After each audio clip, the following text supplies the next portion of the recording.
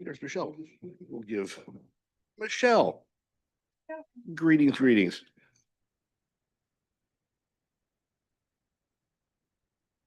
It is now not literally seconds to spare, indeed. Okay, with Michelle's joining us, and with now 7 at the top of the hour, I call this meeting to order, the July 9th, 2025 meeting of the Scarborough Zoning Board of Appeals. We'll start off with our Pledge of Allegiance, as always. I pledge allegiance to the flag of the United States of America and to the republic for which it stands, one nation, under God, indivisible, with liberty and justice for all. We'll take the roll call. We could, Doreen. Peter Freilinger, Here. Richard Silkman, Here. David Bork, Here. Michelle Stevenson. Here. Michael Campbell. Here. And Joe Doherty. Here. And Kyle Noonan's absent.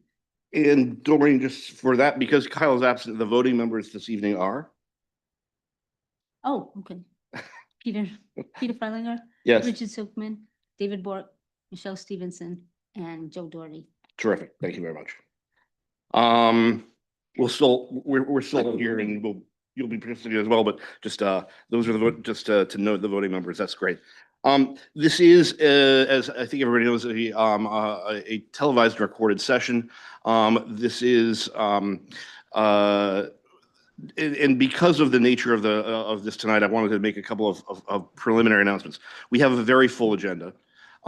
There is quite a bit of public comment that's on a couple of these items that, therefore, I'm going to limit public comment, verbal public comment to 3 minutes per person, just because we have such a detailed agenda tonight.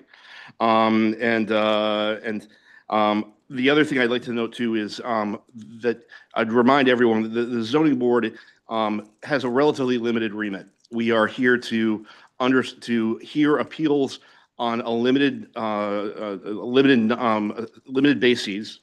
And in hearing those appeals, we are limited by state and by town ordinance and state statute for what we can consider as part of the appeals. So there's some of these appeals can be very personal, and we appreciate that, but we have to live within the four corners of the town ordinances and the state statutes when we hear these. So please understand that as we go forward. With that, we have the approval of minutes for June 11th. Has everybody had a chance to take a look at those? I move we accept the minutes. Terrific. Do I have a second? Second. Thank you, David. Any comments? Seeing none, could I see a show of hands? Those were approved unanimously. Action items from last meeting. We have the final determination for the written decision for shoreland setback determination. This is off our normal appeals numbering process, but we have a written decision for shoreland that was approved. And do I have a motion to approve the findings of fact and final motion? So moved. Thank you, David. Second. Thank you, Richard. Any comments?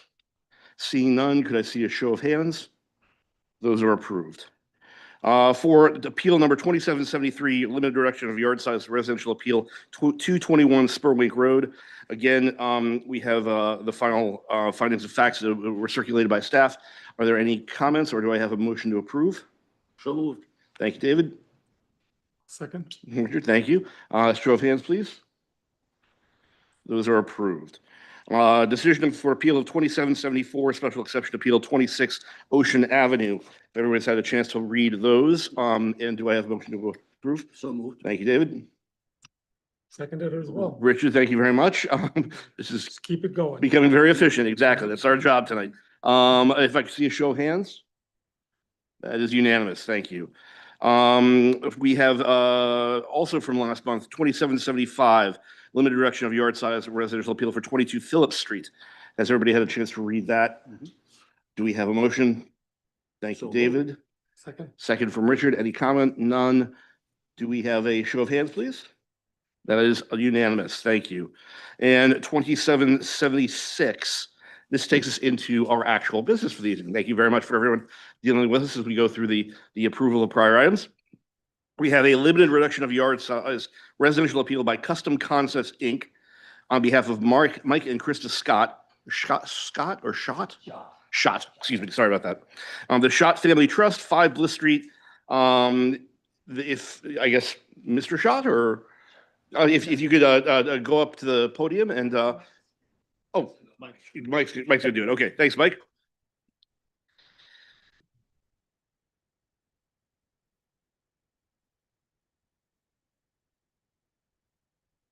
Mr. Chair, Yes, one quick question prior to this. Are the actual applicants present tonight? yeah. Oh, are the applicants present tonight? They are. Okay, Okay. thank you.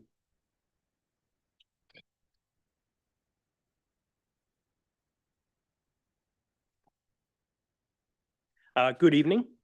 Mike Richmond, Custom Concepts. Here on behalf of Mike Schott, you just met, and his wife Krista of 5 Bliss Street. I'll try to be brief, keep things moving for you. Mike grew up in this area, and he and his wife Krista stay at this property often, many times with their large family, and occasionally rent it out. Like many others in the area, they like to spend a lot of time outdoors, and they have asked me to provide more outdoor living space. And like many others, of course, to try to gain as much views of the water as possible. With this in mind, we developed a plan to create a roof deck on top of the existing bump out on the front of the house, as well as create a roof deck on the existing bump out on the side of the home.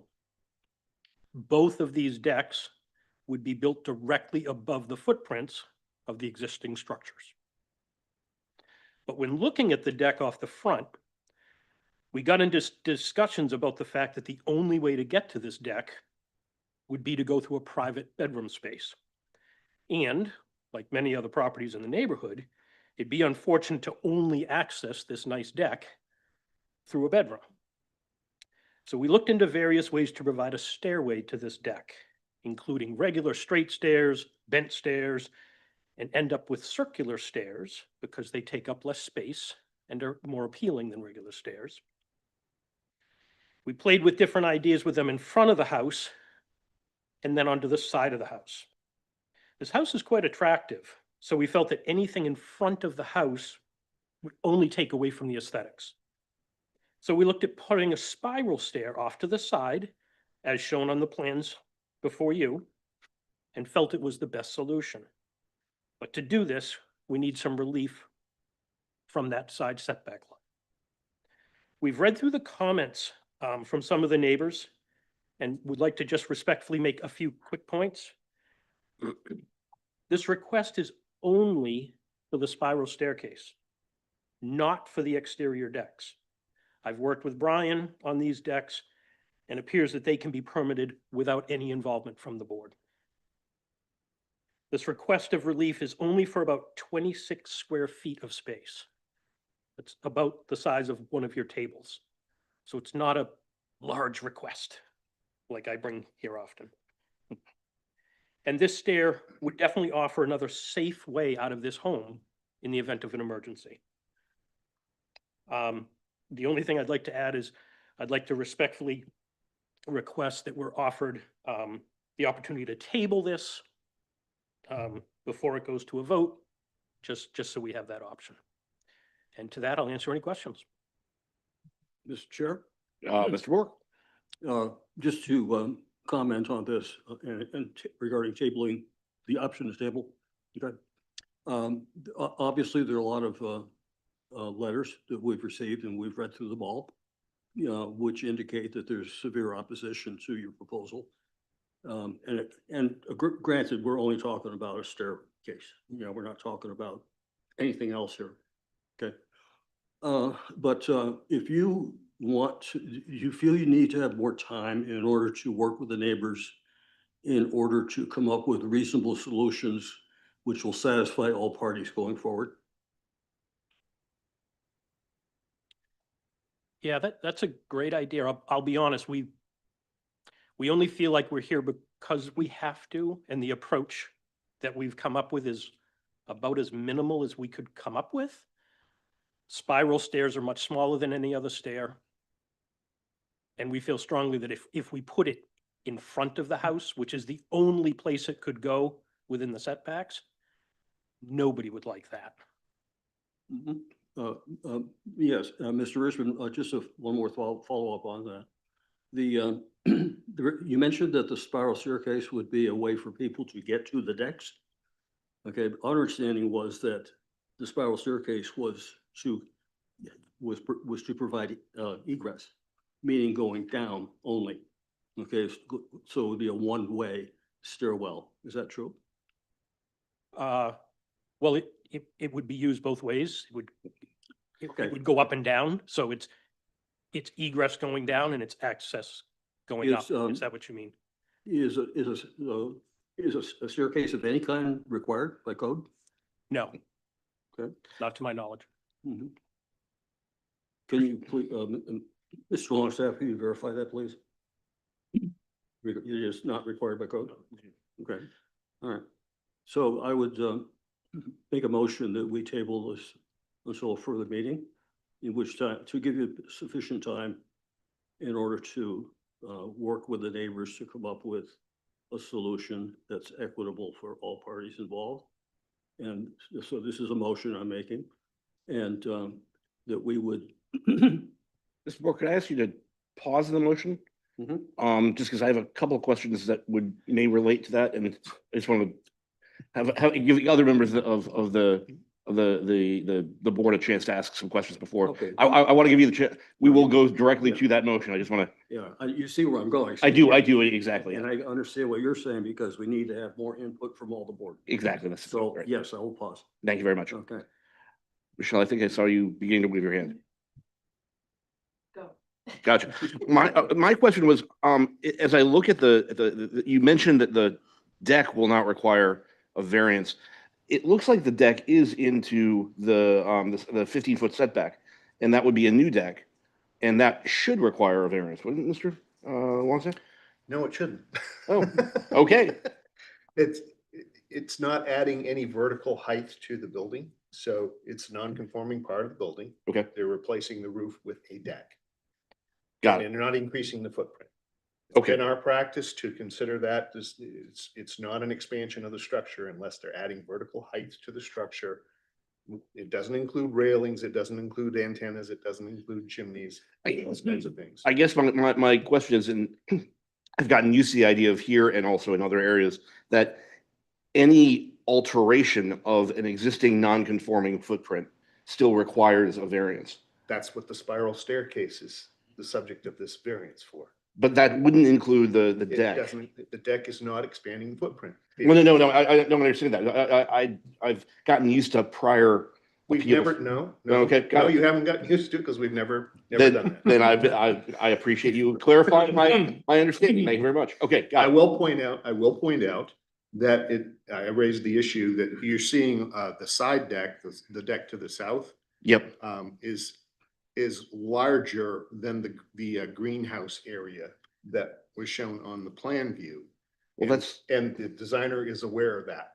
They can't expand that, okay, because that's kind of what I'm getting at but they're here. not here for that. Got it. That would be taken on building permit application. Okay. To be addressed. So it's a very complicated thing, but let's stay in our lane. No, I appreciate it. I And, just you want know, to make sure I am. I'm just saying, let's stay in our lane and focus on the staircase because that's the issue. And it's certainly, I think, if you choose to hear the appeal tonight, or if you table it and hear it later, there are elements or standards in the limited reduction that staircase may play into. And so I think it's certainly something to debate and to consider. But the decks are not part of, the decks are, I think, what neighbors are most opposed to, and unfortunately not part of this appeal. And that's part of why I Yeah. raised as well. It's my understanding, it was my misunderstanding, Yep. excuse me, but I just wanted to make sure I clarified that. Richard, It was clear looking at the diagrams that the deck above the bump out is existing foundation, existing building. What was less clear from the materials that I could go through was that the greenhouse was a building. That the greenhouse never looked to me to be part of the original house. And I'm not sure that the foundation, if it is a foundation, I mean, I don't know, we don't see pictures of it, I can't tell what it is. And didn't go to the house to look at it, although I was tempted, but didn't do that. Yeah. No, I know I can't do that. yep. Well, That that how is it that we classify that greenhouse structure as part of the original structure of, or existing structure of the building without verification Because that it part of actually the is? record, it's in the file for the property. It's not part of the appeal, so you didn't get any information on that. There's a permit and a plan on file for that property that shows the greenhouse. So it was already permitted and built many years ago. Mhm. So that's why it's part of the existing structure. I have a question for Mike. if that's But all right, if again, we're done. not part of this appeal. You had asked for the option to table this, and then it almost seemed like you were going to expand on that. Do you want to table this? No, Okay, no, forgive me. Years ago, you wanted the I- option to table it, should you see that it's not going in your favor? and years ago in a different town, we weren't given that option Okay. and things didn't go well. I just wanted I to just clarify wanted that with to- you, because Yeah, we do not want to table. We'd love Okay. to have this discussed this evening. Thank you for bringing that up. I'm fine to go ahead with it, Okay. but I will ask Mike though, you've, obviously they're in the public record. You've seen the email, I think they're all email, comments that have come in from almost all abutters. It would strike me that it would be a good idea to table, and for you to request that so that you and Mr. Schott can work with your neighbors to understand the wide variety of concerns that have been addressed, that have come to light, I should say, in these. So I might recommend that, and if not, we can go forward as normal, but I might recommend that you consider that option. Mr. Chair? Oh, sorry, John. So, quick question, for I guess Brian. Is staying within our lane, as you said. The appeal, the variance they're asking for is for a stairway. In the event that we found and we approve the stairway, that approval can come with conditions. I know in the past, we put conditions on a variance that we've approved. Is that correct? The board has the authority to grant a variance, to deny a variance, or to grant a variance with conditions.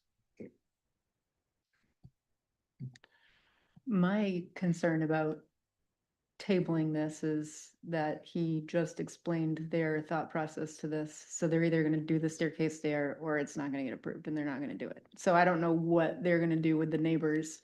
I mean, it'd be great to work something out with the neighbors, but I don't, and maybe this is me getting out of my lane, but I don't know what tabling it's gonna do. I don't know what solution they're gonna come up with that can, and thankfully that is not my The- issue, but I'm just saying, I'm, again, not in Appreciate favor of tabling. I think we should move forward. The zoning board has almost no lane in the world of policy.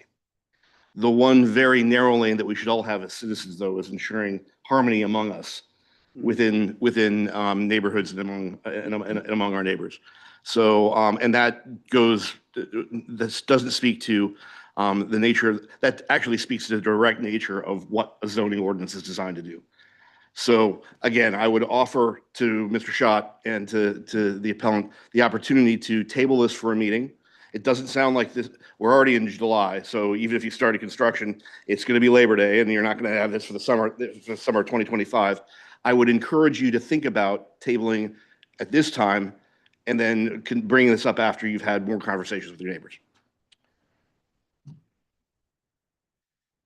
Yeah, honestly, we've discussed this, and what's before us is our best approach. We think it's the most minimal approach we could come up with and the most aesthetically pleasing, because spiral stairs can be kind of cool compared to regular stairs. So we'd love to continue, and Let me ask, have you done the door-to-door, knock on the door and talk to the neighbors? I have not, no. I would strongly recommend that. Okay.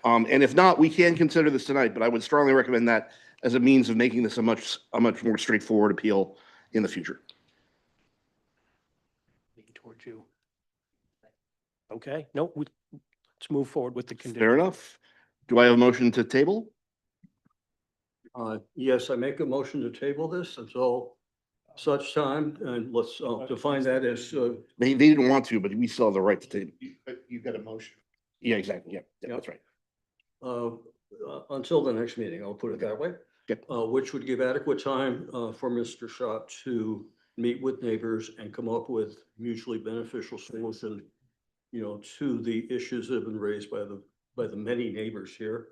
I don't know if that fits into your schedule, Mr. Schott, because I noticed that your mailing address is in San Diego, California, about as far away from Scarborough, Maine as you can possibly get in the continental United States.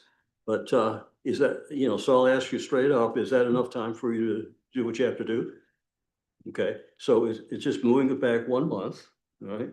So do I have to add anything to that to make? No, that's the motion is, do I have a second for the motion? I do not see a second for the motion. Okay, motion does not. So the motion is denied? Yep, the motion is denied. Okay, so we'll move forward with it. Thank you for that process, Mike. And I will say, Mike, we always appreciate the thoroughness with which you submit appeals and all the rest. So thank you for dealing with us as we deal with our process as well. With that in mind, if we could go through, and you've done this before, so we're gonna go through the, have you read out the requirements for the limited direction of the yard side appeal and describe the rationale of the applicant. So the existing buildings or structures on the lot for which the limited reduction of yard size residential is requested were erected prior to July 3rd, 1991, or the lot is a vacant, non-conforming lot of record. Yes, according to town records, yes. Gotcha. The requested reduction is reasonably necessary to permit the owner or occupant of the property to use and enjoy the property essentially the same manner as other or similar properties are utilized in the zoning district. Yes, I feel it is. It's a beachfront community. There's many other properties with roof decks and exterior stairs that extend to the ground. Three, Chair, can I ask a question? Sure. Do you know whether any of those other properties have received variances for their staircases? Or were they all conforming staircases? I do not know. That's a great question. Okay. Actually, on that one, Brian, didn't we have a variance last year for a staircase on a? Oh, 3 years. Yeah, 3 years ago. Okay, got it. 3 years ago? Jesus, wow. Time travel. Okay, excuse me. Excuse me. Thank you. Due to the physical features of the lot and or the location of existing structures on the lot, it would not be practical to construct the proposed expansion, enlargement, or new structure in conformance with the currently applicable yard size requirements. Not that we could find. We worked through design renditions of regular stair systems, straight ones, bent ones, but they take up a lot of space and really would not be appealing. So we considered a spiral stair since they're smaller and are much more appealing. And we tried to locate it in front of the home. That diagram is included in your packet. But this location blocks the main door to the home and would still require relief from the front property line anyway. The proposed location sets this stair off the side of the house, where it could become its own attractive feature and would not affect the appeal of the front of the home.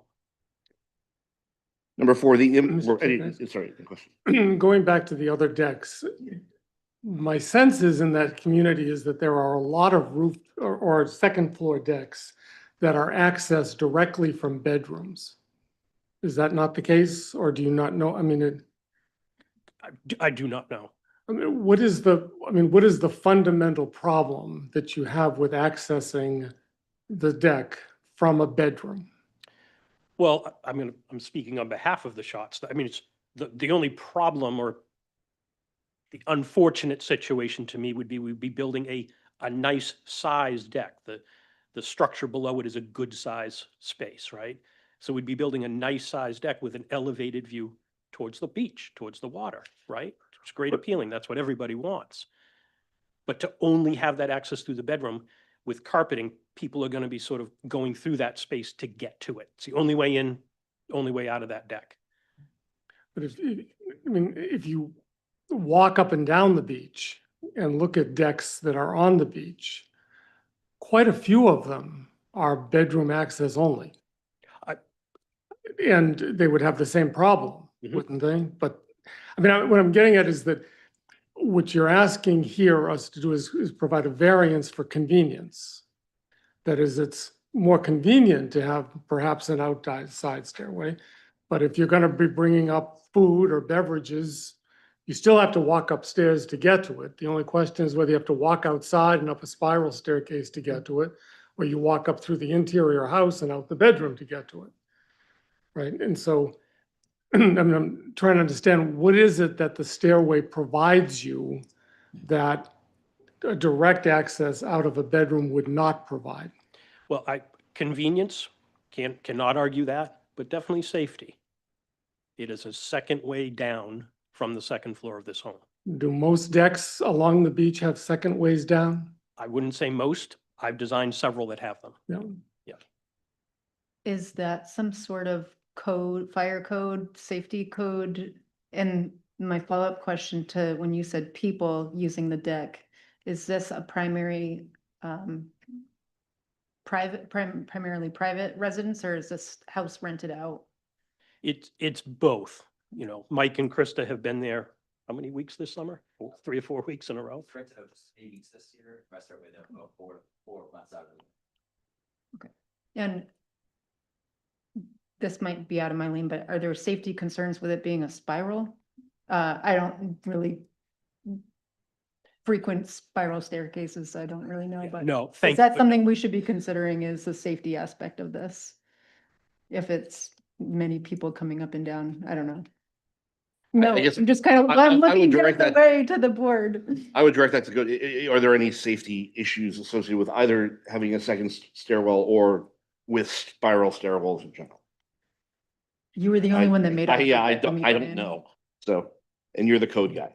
I'm the code guy, but I don't have data on how many people have fallen down spirals. No, there's nothing in the code though that places restrictions on how. At my age, I find any staircase dangerous. In fact, I fell down off one the other day during an inspection, so I don't know that spiral is any worse than anything else. Okay, It's- I was just kind of it's a- putting that out it's a- there as like maybe, It is a code I compliant. can see it being like Yeah, it's a code positive and a compliant. negative. It's a code compliant means of vertical access. Got it. Okay, that's all we. As long as it's done to the code dimensions, but yeah, I mean, it's recognized, it's allowed. Is it more dangerous than a normal staircase? If you're walking properly and hanging onto the guardrail, I don't know why it wouldn't be as safe as any other staircase, but again, I don't have data. I know some of the neighbors have poked at that, and it may be a valid point. I don't have data to support that. Okay, Mr. Chair, yes. question to Brian. You said before that it's not code required to have a staircase or of any kind for egress? Or is there any other way that the applicant could have safe egress other than a spiral staircase that wouldn't take up any footprint? Not really. I mean, Well, I do recall. there, you could do a ship's ladder, but Yes. I that's where don't was believe going. that's probably more dangerous than a staircase. all In right. fact, the variance that Mr. Freilinger spoke about pointed out that very thing, That's exactly right. I Yeah. recall that very. and they ended up Mhm. doing a regular staircase. Yeah, exactly. And Although they didn't have an interior staircase to access, so that was, true. that was a True. different. yeah, I mean, that was it. Yeah. That was the only way of accessing the deck. Let's get the last couple things read into the record.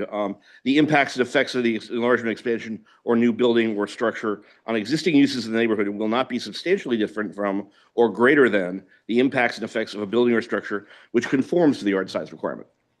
No, in my opinion, it will not. In fact, the relief requested is for approximately 26 feet of coverage, which is minimal in comparison to other structures and outbuildings in that neighborhood. I did have a question on this one. The lot coverage by visual here looks like it is larger than 25% of the lot. Is that correct? I don't recall. Gotcha. Did you That's know? something that we would definitely be looking at. Yeah, Well, we were not provided that information, and this is critical to know what the current lot coverage is. yeah. And if it exceeds the 25%, if that is the standard, okay, then this would make the staircase non-compliant in two ways now. You know, one being, you know, it's the setback. And that is my question. The and 25% also is the coverage. percentage coverage. The 25% coverage maximum is the maximum for the zoning So- area. So without that data, it makes it very difficult for us to move forward on this. I'm sorry, but. Well, no, understood. And Yeah. I've spoken to Brian about And this. you haven't also, you have not provided photographic evidence of any kind concerning other, you know, stairs, you know, in that neighborhood from the second floor. Okay. You know, that's something we normally will see in an appeal like this, is show us evidence that this is the norm, you know, in a particular neighborhood. Okay. You know, so that's a big concern of mine too. If I may, in terms of the lot coverage, I suspect we're well over the allowable amount. But as we've done in similar situations, we work with town staff to remove coverage elsewhere, and that's revegetated properly to allow for this. We've done that many times. Again, I do recall you saying that in your notes, that you would work with Brian to accomplish that, but we didn't have numbers. But, okay, so I understand what you're saying now. I will also point out, and you've been before us enough, that we don't have visual evidence from the appellant, from the appellant regarding similar uses in the neighborhood. We have some substantial photographic evidence from objectors to the appeal, which indicate that this is not a typical use within the neighborhood. So without having the appellant provide us with factual evidence, we have to rely on the facts that are provided to us. So that is an issue and will, I think, inform some of our discussions going forward. Okay. The last one, just again, to get through this, and then we can move to public comment. The applicant has not commenced construction of the enlargement, expansion, building, or structure for which the limited reduction in yard size is requested. So the Board of Appeals is not considering it after the fact. No, we have not. Thank you very much. Any other questions of the applicant? None, seeing none. We will open this up for public comment. Are there folks who wish to speak verbally to the issue? Go for it. We don't have a queuing mechanism here, so whoever gets there first. If you just state your name and your address, if it's not obvious what the relationship to the appeal is. Okay. Can you hear me? Yeah. I have one, so I'm Lisa Kennedy. I am, my family runs the Seaward on the Ocean Front, which is at 7 Bliss Street, which is the abutter to Makes sense. 5 Bliss Street. No more explanation required. I was wondering, can my brother pass out some pictures to you all? Would that be okay? Just so that you have a visual. in front of- Just so you know, we have all the photos that were submitted in writing Okay. are in the file, and I can bring them up on the screen if you want. And Okay. Mr. Yeah, Mr. Chair, yeah, if I we've may got to add, print it out, we but have if- her letter on file. Yes, we Yeah, do. So, you know, any additional comments over and above your letter are certainly welcome. But yeah, we've got your letter on file. It was, and I've got to say, the letters from the objectors were remarkably complete. So I want to thank you for that, actually, by the way. But first off, we prefer not to hand out materials in the meeting. Okay. So if, That's fair. and given that you've already provided us with a number of pictures, we'd prefer not to. Okay, that's Thank you. fine. And I'm not gonna, go through everything that was in my letter. You have that. Just, I have a couple of questions. So you did just talk about the limited coverage, and I think that was in my comments. And I did a calculation using the tax document that's available online, and I was calculating 25.6%. So I feel that it's exceeding that Appreciate it. coverage limit for the R4A zone. Yep. And then another question, I was looking at all the documents related to the property, going back in time, and I didn't see any variance for the side ever approved. And I know it's a non-conforming building, and maybe that's a moot point. Yeah, and for your knowledge, the evidence is that the construction was done prior to 1991, and therefore it's prior to our doesn't matter. code. Yeah, Okay. exactly. It's prior to our. Okay, I figured that was the case. Mr. Chair, are you, question, are you referring to the addition that was put onto the side, which was for a shower? So, It would be the greenhouse and then the steps that come down, and then a shower was installed about 10 years ago.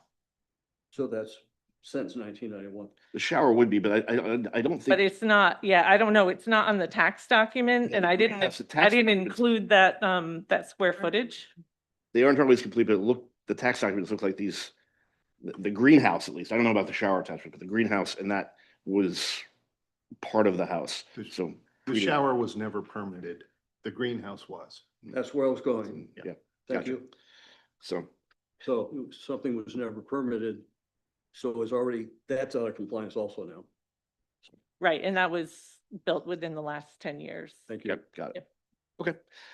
Thank you very much for the emphasis. And anything else other than what you put in your, No, I mean, I Your think letter. everything else was fairly Okay. complete in there, but I appreciate your time and I appreciate, consideration. and again, we deal with a lot of these, and as people know, I want to thank both the applicants, but especially also the objectors for being very thorough and very measured in their responses, their appeal, the request for the appeal itself, as well as the objections to it. That makes our job a lot easier, and we appreciate it. So thank you very much. You're welcome. Next up for public comment. Yes, sir.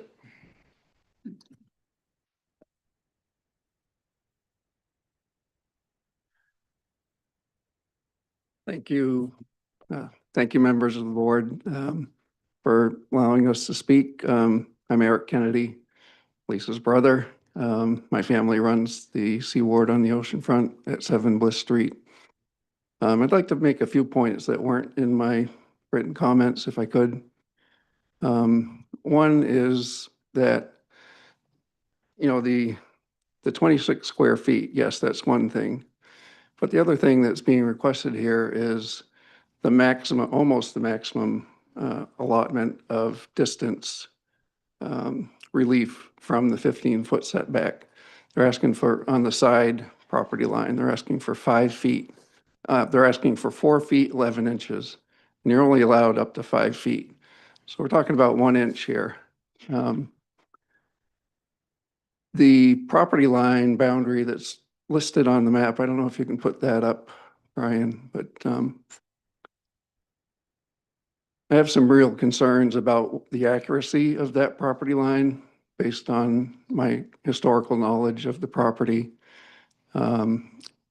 If you look at the side, it goes very close. That little gray box in the bottom is our cottage that we rent out that is very close to the property line, I admit. It's been there since well before the 5 Bliss Street building was built by my great uncle and great aunt. If that property line is not exactly right, you're losing that 1 inch, and we wouldn't even be here because they wouldn't be able to request this variance. If that property line is correct, we've been maintaining their flowers, mowing their lawn for all the 10 years that they've owned it, even going back to the 50 years since the place was built. So I have some real concerns that that property line is correct. The other thing, this on the application, it's meant for, the primary purpose is for egress from the second floor. And I'm going to keep my comments to the stairways because I know that's what this is about. Egress from the second floor is not required, as we've already discussed. We have an egress from our second floor.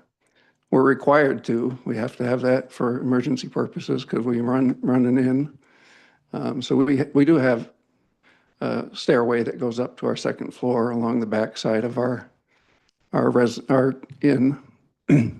But I don't know many other residents in the area that have that secondary egress from the second floor. And, you know, the standard talks about use and enjoyment for similar properties. Well, I tell you, about the only use we get, which I'm thankful for, is carrying mattresses and box springs down that staircase because they can't fit through the internal staircase. And I can tell you that that's no enjoyment. It's a necessity. And our guests don't use that staircase for enjoyment. I don't know other properties that have their secondary egress stairs that use it for enjoyment. So I think there's probably three of those categories that you're looking at. Number 2, number 3, and number 4 that I don't think are met in this case for the stairway. And I think most of the comments that you've seen, I think relate to those three criteria. The fourth one, we wouldn't even be here if they weren't requesting a variance. So certainly if they could find a place where they could put that stairway, that they didn't need a variance, there would be no issue from, they wouldn't even be here for asking for a variance. So I guess those are my primary points. So I appreciate your looking into this, and thank you. Gotcha. Thank you, Mr. Kenny. Yes. Sure. I don't remember whether they were your comments specifically or others that indicated some concern about the proposal. My sense was that most of the comments related to the existence of the decks themselves, and that you would prefer the decks not be built at all. Now, if a compromise were structured so that the decks were built but the stairway was not, would you be happy? No, Okay. no. And you can see by the pictures of how close our property is to their property and how much we have to respect each other's boundaries. And I want to remind people that this is a short-term rental property. It's not a private residence. So there's nobody on site to monitor that activity. Yeah, to that point, you're saying that Five Bliss is a short-term rental property, which I can see that probably perhaps most of the year it could be. So how would you characterize your business? Our business is a very quiet, No, people. I'm talking, are you a commercial property? Are you a rental property? What are you? We are an inn. We rent out 8 rooms in the main house and that small cottage right next to the Schatz property. So would you say that they're practically the same function or purpose then? You're both running commercial. Possibly the same purpose, but the big difference is we have people on site to monitor our guests' activity. We don't let people get out of hand. And the people that come to our place, they've been coming year after year after year, so they know what kind of place they're staying at. And they respect their other guests because they're not all part of one family who, get together to, it's much different when you're sharing a space with perhaps strangers. You respect those people's privacy, and That was made very clear in the letters also, so thank you for reiterating those points. Richard? One other question. In looking at the 2 decks, it's clear that the one that's on the side would create the most inconvenience for your cottage. I mean, it's very, very close, and Yeah. I can appreciate that would cause some concern. If that deck were removed, but the spiral staircase was provided with access to the rooftop deck, would that be a compromise that would be acceptable? Appreciating the fact that your ultimate objective is to have no decks, I understand that. But in looking at trying to get to a compromise, as was mentioned earlier, we can impose conditions on whatever variance we apply. If a condition were imposed that the stairway could be built, the rooftop deck could be built, but no side deck could be built, would that be something that you would find acceptable? so the problem with the location of that spiral staircase is it spills out directly 10 feet from our property line. And if you're going to the beach, if you look at the pictures, if you're going to the beach, everybody that goes down that staircase is going to be crossing our property to get there. They're not gonna walk way around to the front of the house to get to the street, to walk down the street. But you could solve that with a small fence. We'd really don't want to have a fence between the properties. That's I not I a, appreciate that you wouldn't want an 8-foot stockade, but you could solve it with a, like a small little picket fence or something that would force the walking Yeah. around. the other thing we're concerned with the stairway is it's bound to be a metal stairway, and you know how much noise spiral metal stairways can make because you're going up and down those stairs. With no apologies to Robert Frost, I'm not sure good fences make good neighbors, but it might be the case, so. Any other questions? You said that your business requires you to have an egress because you rent your rental property. So would this property not also require an egress if they're a rental property? We're not a short-term rental property. We're an inn. Okay. We're a, Yep. yeah, we're required by, I don't know if it's, Think of them like a State motel law or- whatever. you know, Okay, thank you very much, Mr. Kenny. Thank you. Appreciate it. Thank you for your time. With that, if there's any more public comment, one more. Again, that ran a little over, so. I gotta go a little slower, guys. All the time you need to move. Okay. I'm John Chandler. I'm also co-owner of the C Ward. I think I know an awful lot of what's happening down there firsthand. It's been umpty years, 75, which I can very easily remember, including the design of this building. My aunt and uncle put it together and what they talked about. First of all, I mentioned it is a very congested area. And the yard that the cottage has is very small. And any encroachment on that is going to cause a bit of a problem. And frankly, that staircase shouldn't be in that area at all. If you can keep it out of there, it'd be preferable. In terms of the concern on the decks, the smaller deck does not at all fit into the footprint that is there. That greenhouse was the sole thing that was there. It's not even located properly on their diagram to show where it would be.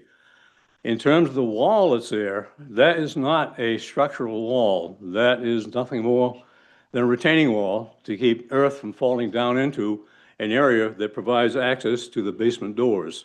And the greenhouse happens to be in it, but is not designed to be a structural wall, never has any structures on it. And the greenhouse is so small, it probably could be held up by flagstones with no trouble, only it's a couple hundred pounds. If that puts that to rest. In terms of what we are, we're an S corporation. And yes, we have quite a similar operation to what the Schatz have, except that because of the turnover and what we have on site with the rooms, we are required to do a lot more stringent things to taking care of things for safety and for appearances and so forth, which is fine. We don't mind that at all. And I guess I would make a comment about the session you just had here in terms of what you want to do with short-term rental units. I would say that that's the way to be going, because the same problems that we're having or could have also contain anything that you're going to have that's commercially used for making money in that area, which will continue to grow because there aren't that many good places around. A lot of people don't like going to Old Orchard. It's a little crowded. That's why they have sort of come down to here where we don't have the condos. We have the nice open beach that's very well taken care of by the town. And they just keep coming back and back and back. Does anybody have any questions for me before any further? I know the deck is an issue that's not going to be brought up tonight. I've talked ad nauseum with Brian, and when it comes up, we'll certainly be making comments.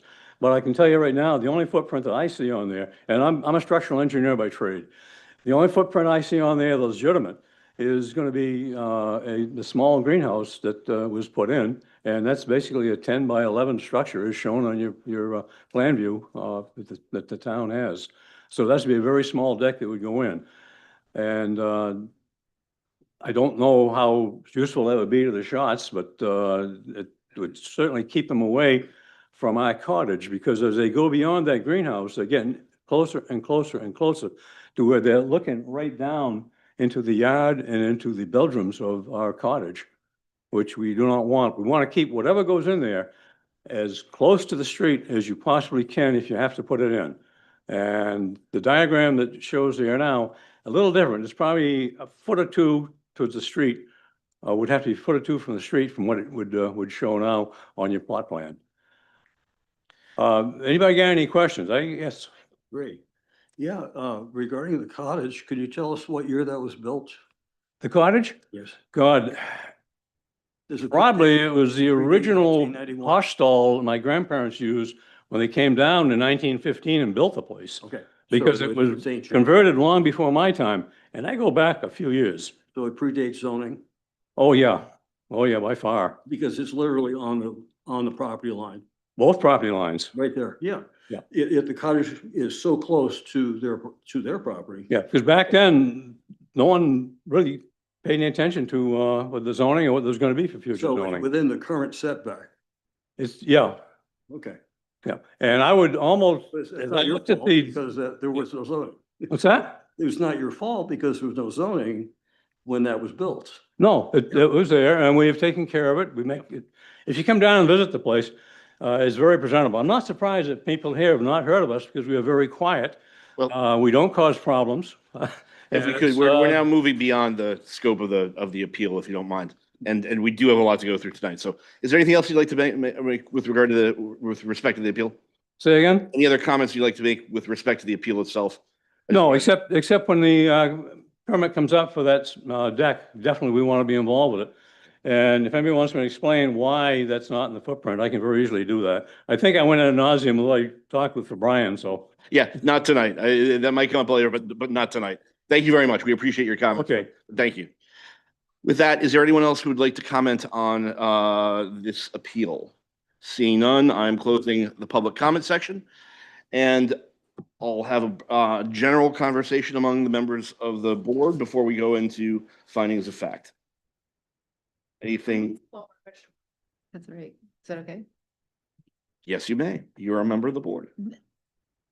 I know it wouldn't look nice to have the staircase go like over the front door and down, but is that an option to do that if this does not go through?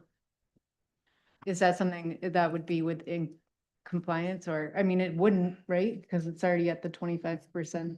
You got No, a lot size issue there. well, from my understanding, Brian, please correct me if I'm wrong. This spot right in here, you'd be available. But it has to go like. We'd have to over work the- with town staff on the lot coverage, No, you'd be back for another variance. Yeah, exactly. even if it was within the 10. Oh, Yeah. Green line. Forgive me. setback. no, Yeah, it'd be a limited reduction of lot size. It wouldn't be as a I setback. ignored my So own that's color. really the only feasible way that you could have that for people to get up and down, other than through the house, Well- which is already there. To be clear, Is that already it's a not the door? only way. It's because that way would require a variance as well. They're here for a variance. Yeah, yeah, So they have to go for a variance. For an Right. external stair. gotcha. Okay, any other general questions? Hmm. Somebody, we do have somebody online, I'm sorry, Mr. Chair, you gotta holler out at me. Yeah, I think they just raised their hand, but let me. if they've just raised their hand, we're past public All comment. right, all right. Okay. Yep.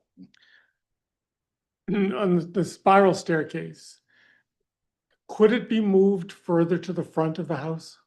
I mean, it's hard to tell in terms of where you would come up to the deck and whether it would be possible to move it 2 or 3 feet further to the front and create less of a problem for the cottage. Yes, it certainly could, would still require. Or you still relief. have the variance, but it would, be, Yes. you know, I mean, Yeah. I appreciate that nothing's gonna solve this problem, right? But 2 or 3 feet might matter in terms of if it moved a little bit further, it wouldn't be, you know, cutting across the property as aggressively. People could be more inclined to walk around it. It might be less intrusive. We purposely pushed it as far back from the street as possible.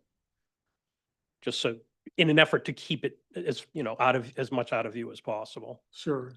I will just add too, to one of the comments about people crossing the property. Fences, like you said, fences don't make good neighbors, but landscaping does, right? This is not going to be used a lot. Yeah. Right? It's an occasional thing. And with proper landscaping, you can direct people to right to the road. Yep. So I don't see that as an issue, and it could actually be quite attractive for a beach house. Okay, any other questions? I'd like to I kind have of, a, I'm sorry. it's okay, Joe. I have just a couple.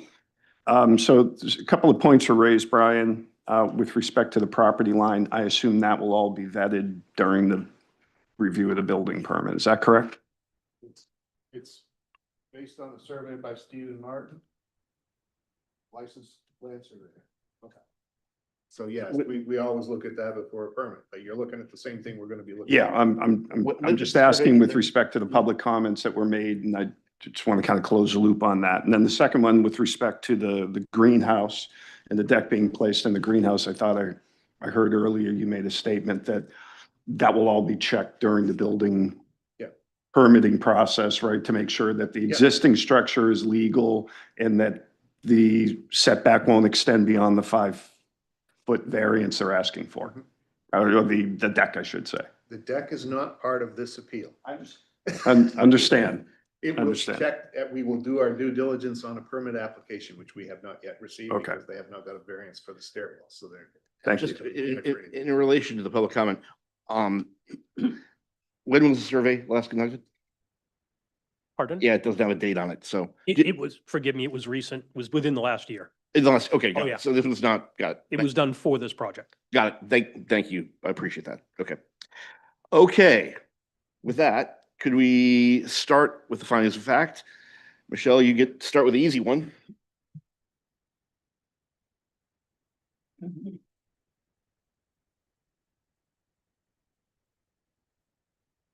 The existing building or structure on the lot. Yeah, do you have your mic on?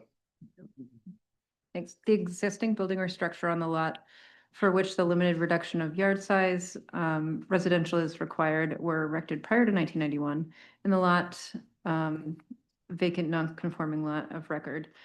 Yes, according to town records, that is, all of the stuff there has been done before 1991. Any discussion on that one? Seeing none, do we agree with the findings for item number one? Show of hands. That is unanimous. Thank you. Number two, David. There is requested reduction is reasonably necessary to permit the owner or occupant of the property to use and enjoy the property in essentially the same manner as other similar properties are utilized, in the zoning district. And for this purpose of my comments here, I'll restrict it to the particular neighborhood, because zoning is too broad of a statement. Yes, agreed. No, I agree. Okay. So the applicant has not provided any kind of evidence of other sterile cases in this particular neighborhood. And what we normally see is photographic evidence, but we don't have that. And not only that, but there is no necessity for having any kind of egress from a deck by code. So I feel that in this particular case, there's no need for to having this staircase. Comments? I would like to you can comment first. It's just that, it does also state here that it's reasonably necessary for the occupant to enjoy the property and use it. And if they are, I don't think that that's unreasonable to not want people to go through your house to enjoy a rooftop deck. I think there's other issues with the staircase, but in this particular case right here that we're talking about, to enjoy the property essentially in the same manner as similar. Now, I would have liked to see other pictures of rooftop decks with staircases, because I'm not familiar with this area and we're not allowed to go around these cases that we're going to hear. So I don't know that there's other decks around, but I think, I don't know, I guess I'm kind of conflicted. I just talked myself out of it. Why don't we have Richard talk and maybe you can get back? I mean, I think it's pretty clear that it's not a necessity to have the staircase that can be accessed through the bedroom.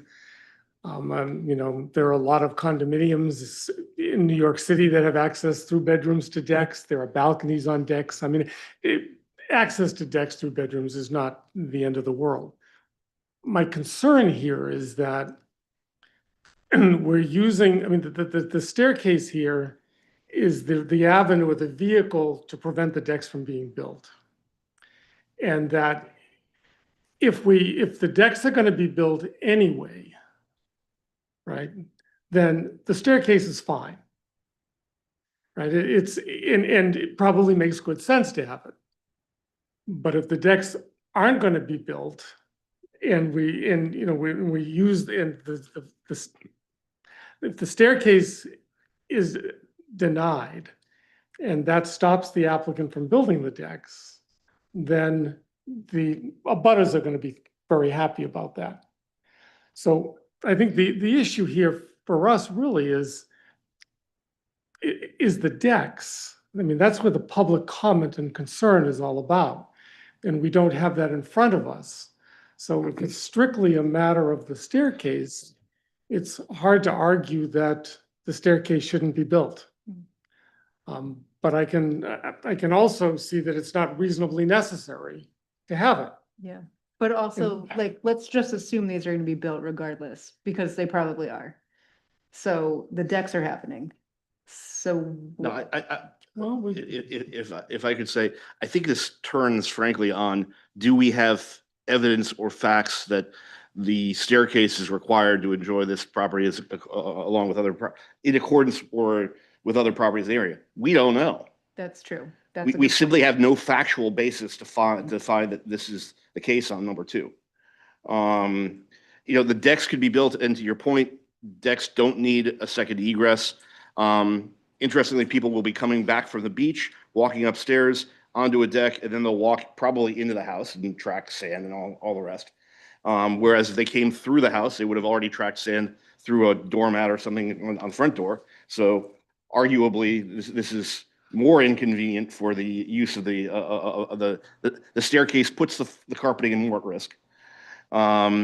But regardless of that, again, that's all kind of design choices that an applicant can make or not make. The fact is, we don't know, and there isn't sufficient evidence. And frankly, the evidence that has been pointed out by the objectors seems to indicate that a staircase is an exceptional use rather than a normal or typical use in the neighborhood. And again, that's just from the objectors. Obviously, they're going to show us evidence that it supports their case, but we don't have evidence from the appellant. So that's where I'm going on this one.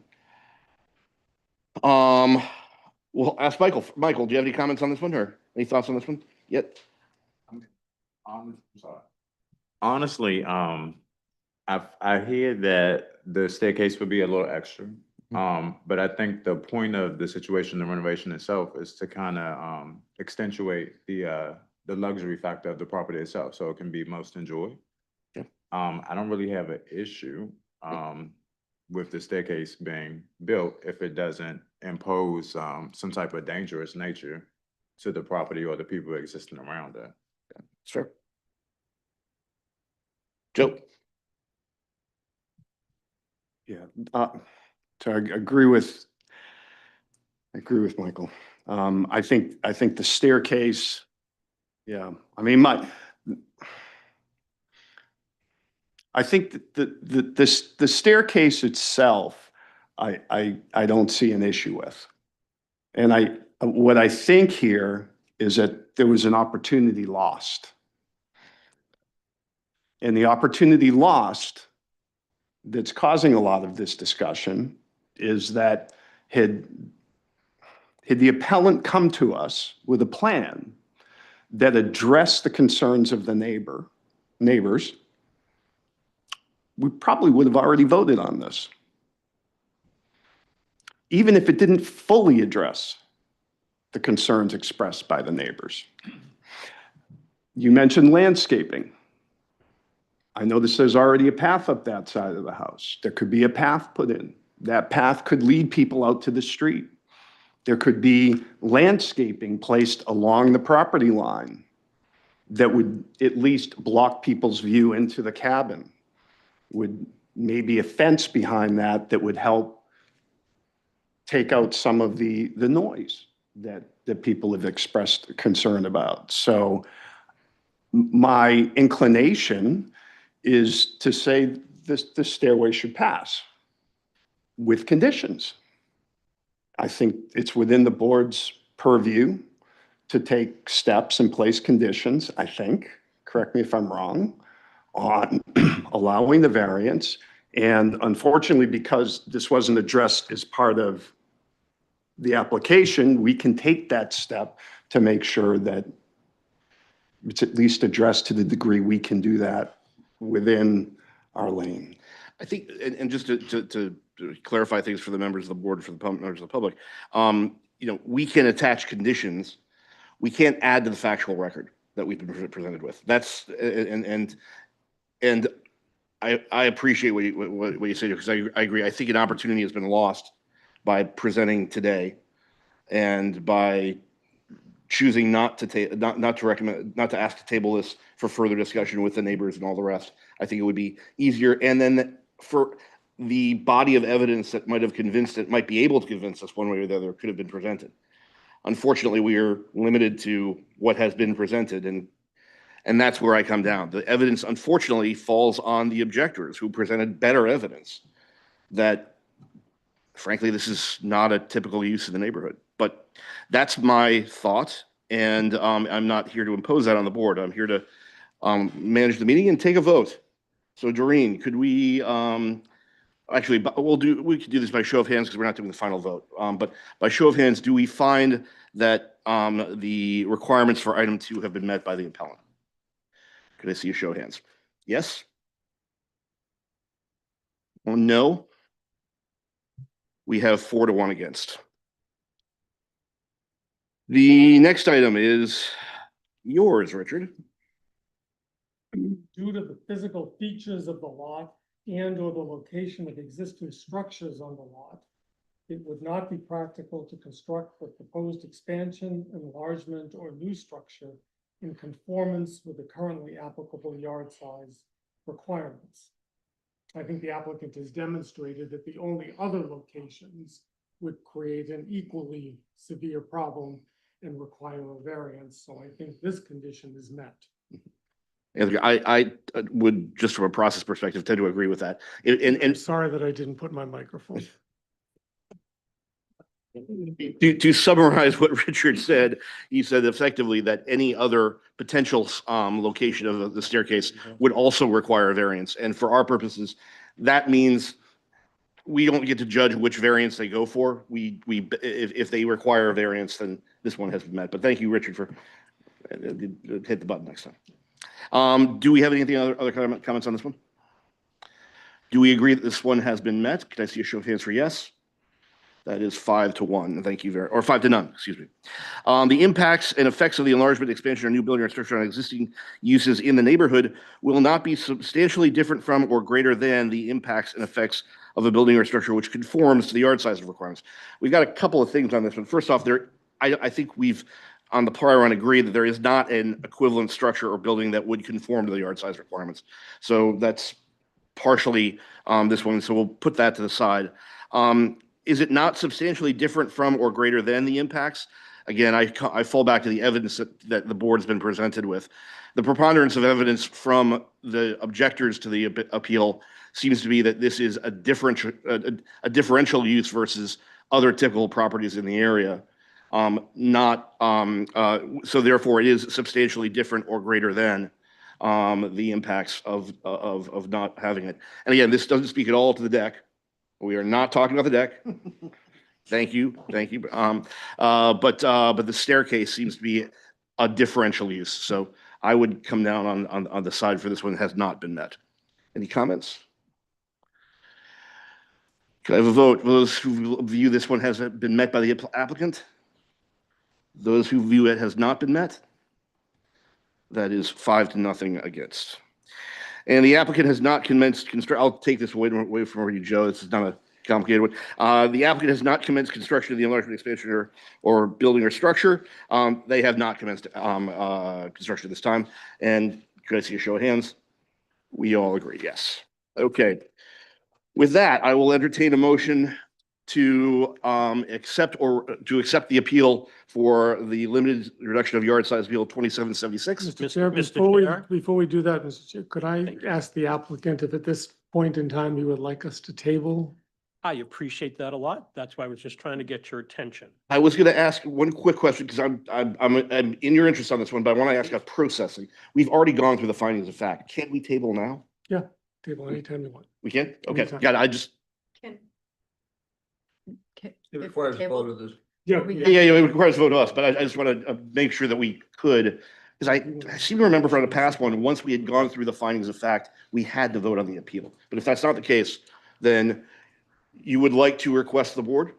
It appears to me that one of the biggest stumbling blocks is lack of proof that there are other similar conditions in the district. I believe there are. I've worked here a long time. You guys all know that. So to me, I would love to table it. Let us do a little bit more homework with that. Speak to the neighbors a little bit, come back. Do I have a motion to table? So moved. David? Sure. Michelle, second. All those in favor of tabling?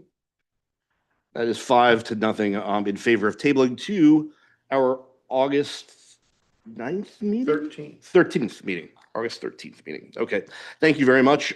We would, again, encourage more discussion among the neighbors. And again, Mike, you've been here before. We always ask for evidence, as much evidence as possible. And is it possible to have that on the September agenda? Not Yeah, here no, for the August. It's up to you. I'd love to have nothing on the August agenda. So yes, September is great. Okay, so that we have dealt with 2776. Thank you very much. just for clarity, then, the actual motion is to table to the September meeting. Correct, yes. Okay, just want to make sure Yep. that we get that on the record. That's good. I'll cover that later. We don't need to do that. The next one is let's see, the 2777 practical difficulty variance by Lindsay Crosby, 77 Beach Ridge Road.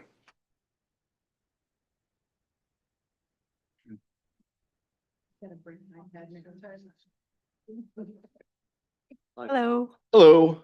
you ready for me? Yeah. Yes. Keep going. Keep going. Ready.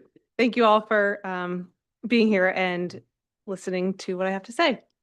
I wrote everyone a letter, but I can recap it if you'd like me to. Real briefly, it's fine. Yeah. Briefly, I'll try to keep it real brief. Basically, I'm here to ask for a variance on my land that I have at 77 Beach Ridge Road. We purchased the land in anticipation to build a house on it. Changed plans like 6 months after we bought it. Ended up buying a different house, planned on selling this house. And when we went to sell it, we found out that there were wetlands on it. Now, there's 2 different spots of wetlands. One is from a man-made pond, which I believe is exempt from, Brian, can you help me with this? Exempt from, Yes, man-made pond is not considered wetland. Right. Yeah. thank you. And then we have the small sliver, you can see in the corner there, it's 65 square feet of wetlands, which puts us under the minimum lot requirement for a buildable lot. So it makes our land unsaleable, basically. And so we're here asking for a variance so that we could build on that or sell it as a buildable lot, because we won't plan on building on it. We plan on selling it. Understood. Okay, I think fairly straightforward. We'll have you, again, this is kind of a formal thing, but we'll go through the items for the required for the appeal and have you read your responses into the record.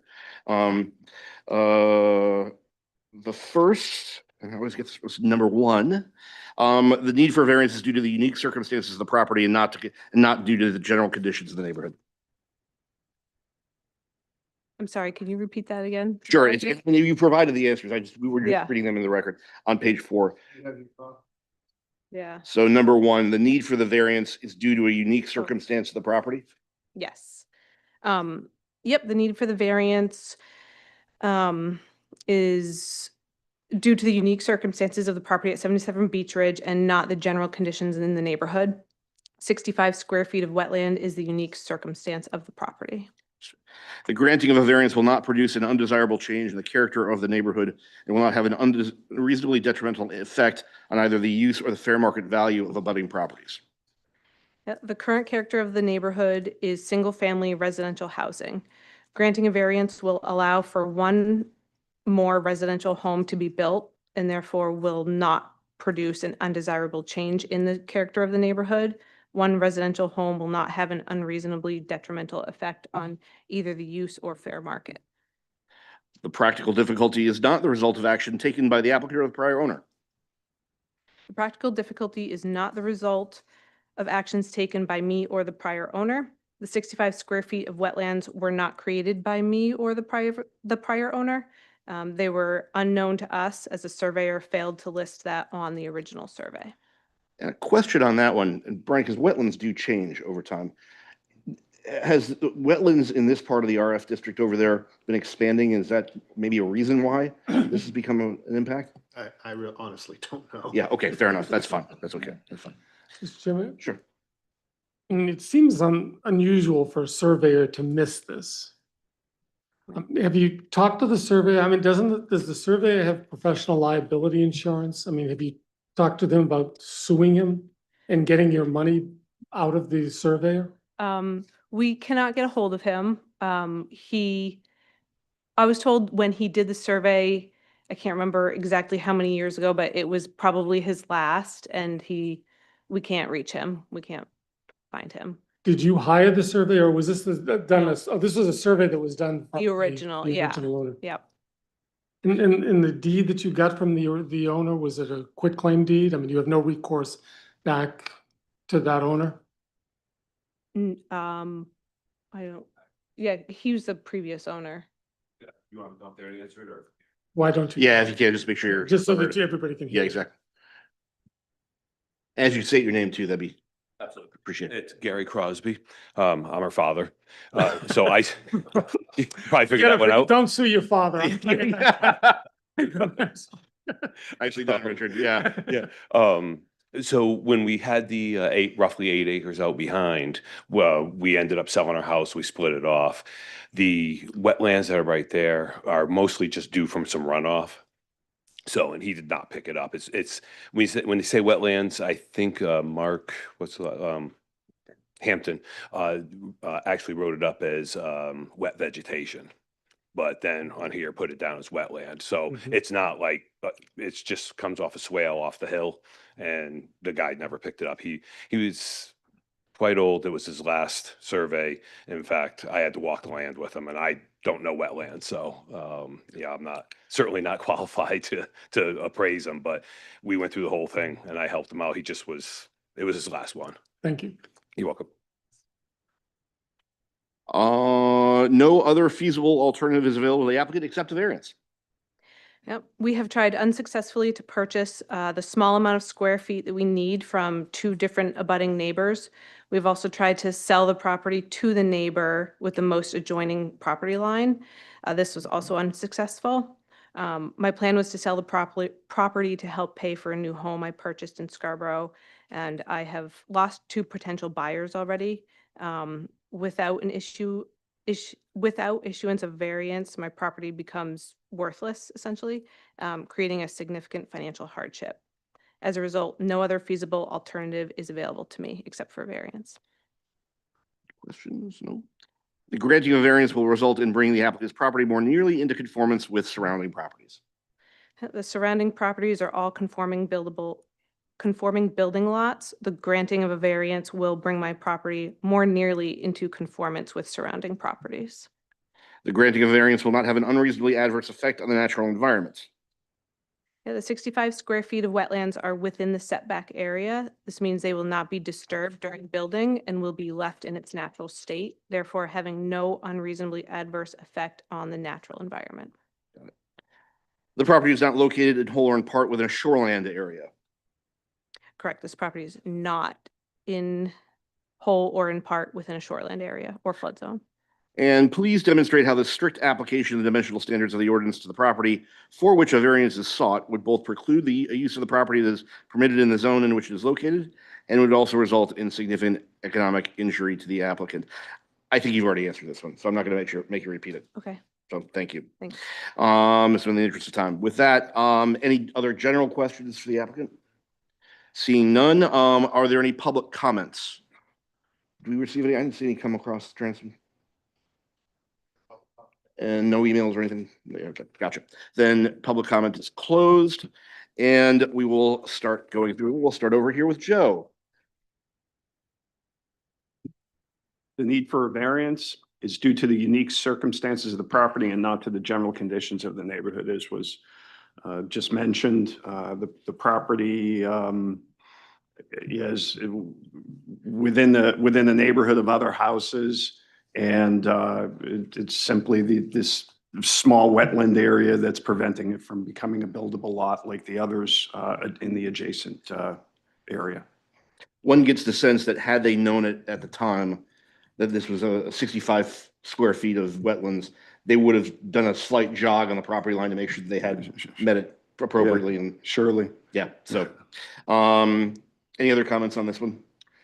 Do we find that the applicant has met this one? Show of hands. That's 5-0. Michael, the number 2. Number 2, the granting of a variance will not produce an undesirable change in the character of the neighborhood and will not have an unreasonably detrimental effect on either the use or fair market value of abutting properties. I mean, I think that it's probably necessary at this point. There's not much, there's should be pretty straightforward. Any comments on this one? Show of hands, do we agree? We do. The practical difficulty is not the result of an action taken by the applicant or a prior owner. Again, probably had they known of it, the prior owner would have jogged the property line or figured it out in creating the property line, but they didn't know about it. So it's not due to a positive action on their effect. It's an accident. So I think this has been met. Any questions or comments? Seeing none, do we agree this has been met? That's 5-0. Richard, number 4. No other feasible alternative is available to the applicant except a variance. The applicant has indicated she approached other people to see if they could expand the property lines. They turned down. I think she's made a pretty good effort to try to expand the property to avoid a variance, but it's been unsuccessful. So I believe that there is no practical alternative at this point. Yeah, I was just gonna add that that was very thorough. Thank you for Agreed. all the information and steps you took to try to not be in front of us. Yeah, frankly, practical difficulty variances generally fall down on this one, and you've done a great job in demonstrating due efforts to make sure it happens. Any other comments on this one? Seeing none, applicant has met the requirements. Show of hands, 5-0. David. Let's see, we're on 6 5. now? 5. 5, thank you. The granting of the variance will result in bringing the applicant's property more in compliance with the surrounding properties. Yes, it will, because it will now allow a building to be built on this property, which will be similar to the buildings that abut it. Great. Any other comments? All those who agree that this is met, 5-0. Thank you. Michelle.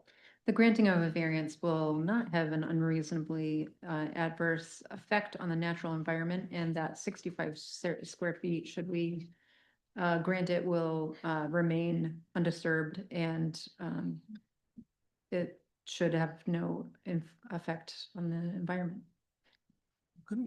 Just one quick question. It says that the 65 feet is within the setback. Hmm. I mean, I presume that that will prevent the wetlands from ever being built upon or being disturbed. Is that a fair assessment of that? Well, there is a setback from the wetlands as well, which doesn't impact the ability to build on this property or anything. So the fact that they've been identified as wetlands now creates a new line, which the setback comes back from, as I understand it. No. Not on this, not on a lot by lot development. It would in a subdivision. Okay, gotcha. That's where those wetland setbacks are applied. In this case, most of that wetland is within the setback that would not be buildable. And it's probably, you can see the buildable area would be more centrally located, so I Yeah. don't believe that those wetlands will ever be impacted. Is there, I mean, wetlands are a serious issue. People pay a lot of attention to them. Environmentalists are very concerned about them, rightfully so.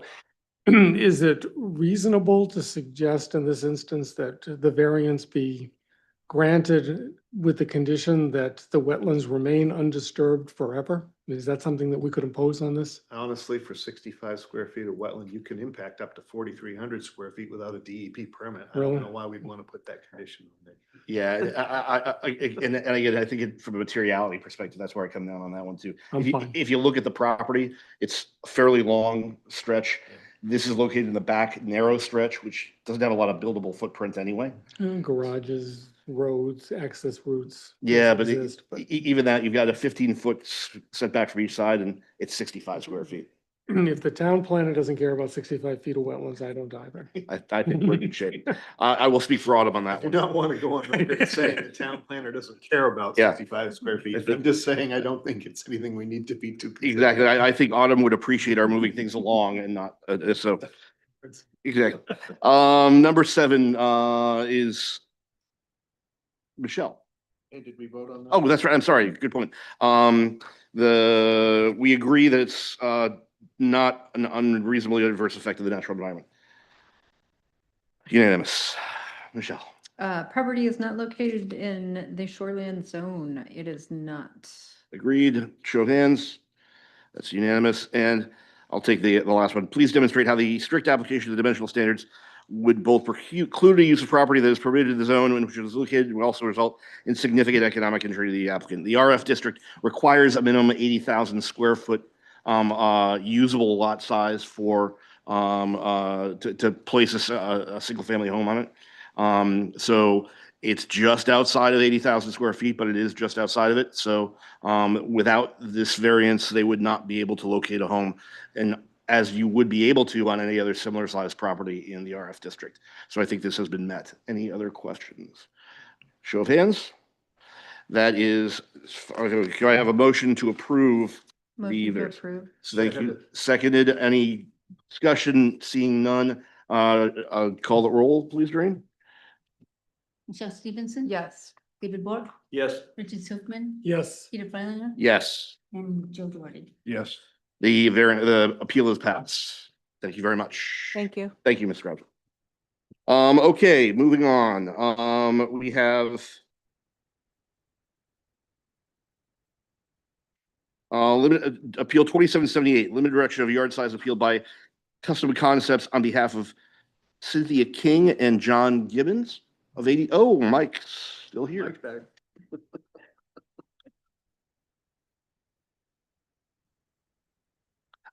Just for our, is the applicant here as well? Gotcha. Thank you very much. You're on. Thank you. Hopefully this one will be a little bit cleaner. Mike Richmond, Custom Concepts. I'm here on behalf of Cynthia King and John Gibbons here, whose family has owned the property at 82 Jones Creek for generations. Sorry, wrong name, correct? Sorry. This property contains a beautiful old seasonal cottage with a small porch and does not have a paved parking area. And the cottage is pretty close to the edge of the water. Due to the new floodplain regulations, they've hired us to assist them in raising this cottage up to be compliant with the new flood regulations. As part of this process, we need to work with you on the proper location of the cottage. So while going through this process with the owners and with Mr. Longstaff, we've come up with the location shown in order to meet the setbacks to the greatest practical extent. We did this by pushing the cottage to the front towards the road and to the left, more or less to the southwest, as much as possible, given the odd geometry of the lot. In working through this process with the owners, we realized that we're going to have to raise this cottage up by 4 foot 4 inches in order to comply with the new flood elevation. Pretty high.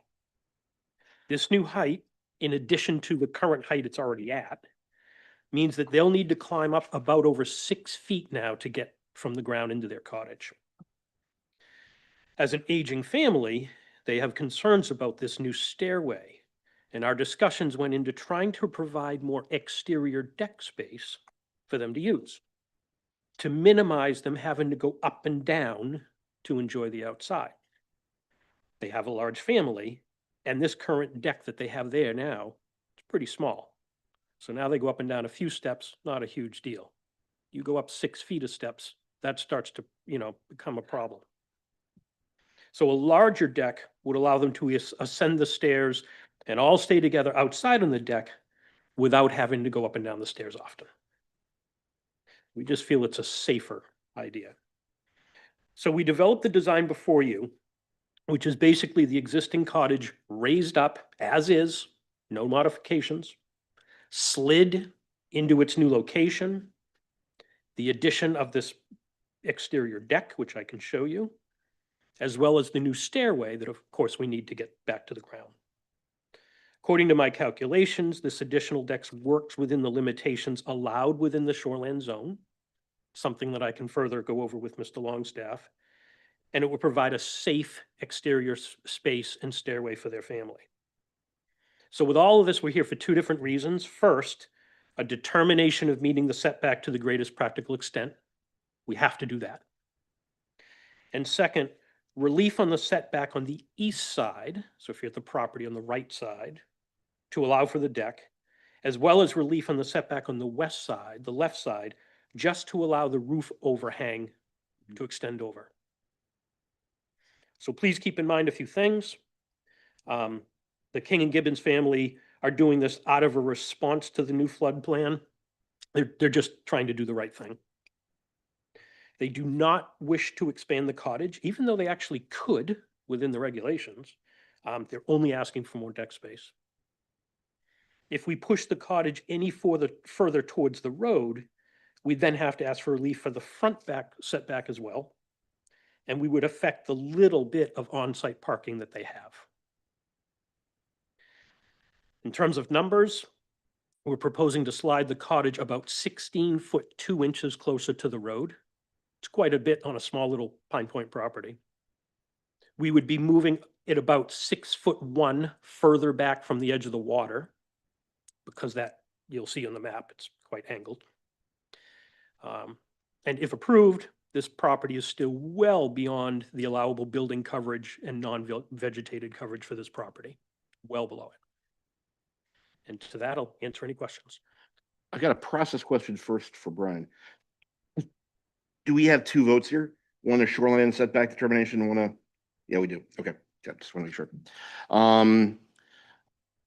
With that in mind, I'd like to separate this out and have the shoreline setback discussion first, and then we'll go for the second one. We don't have a explicit set of requirements for the shoreline setback. So Brian, I'll ask you to help us guide through questions here. But like I said, we'll deal with this in two stages. The first being the shoreline setback. This came up last month for an outhouse, so it was a little bit different.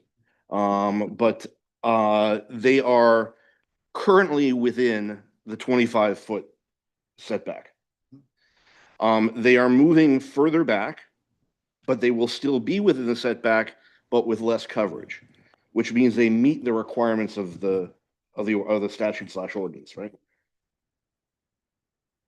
Right, so the net result is that they're not actually expanding within the 25 square feet because they're moving back enough that they're not expanding within the 25 square feet. Right. Expanding sideways. So we're able, basically on that basis, we are able to approve the shoreline setback and move on to the reduction to the yard size. If the board so desires. Are there any other, again, limited just to the shoreline setback, are there any questions or comments? Questions for Mike? Anything? No, I don't believe you say anything. Could I entertain? I move we accept the shoreland setback. Thank you very much. Do I have a second? Second. Thank you, David. If we could call the roll, for the determination that the proposed property change at, I'm sorry, at 82 Jones Creek, meets the requirements of shoreline setback ordinance. Could you call the roll, please? Peter Fryland, Yes. Richard Silkman, Yes. David Bork, Yes. Michelle Stevenson. Yes. And Joe Doherty. Yes. Great. Okay, if we can we'll now move on to the actual, the variance. And we'll just read these in, Mike, you're used to this.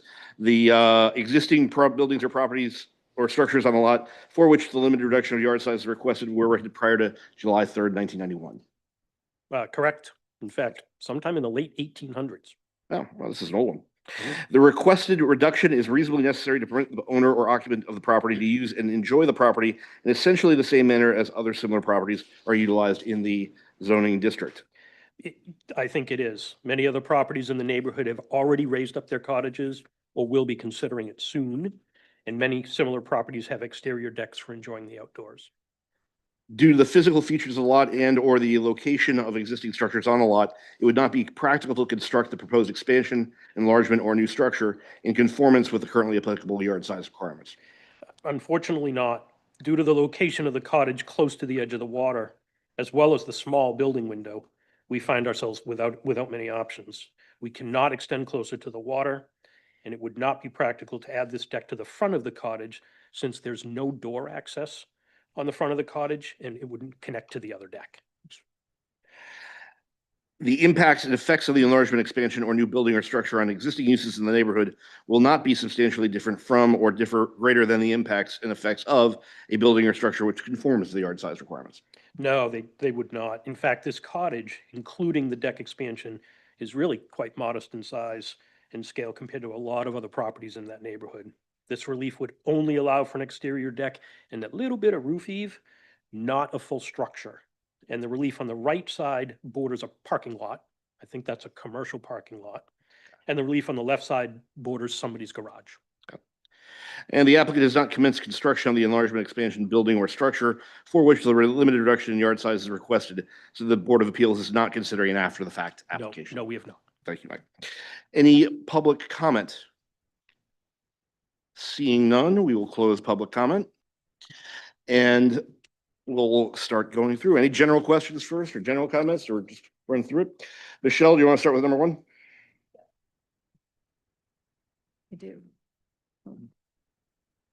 The existing building or structure on the lot in which the limited reduction of yard size residential is requested were erected prior to July 3rd, 1991, or the lot is a vacant, non-conforming lot of record. Yes, according to the owners, it's built in the late 1800s, sorry.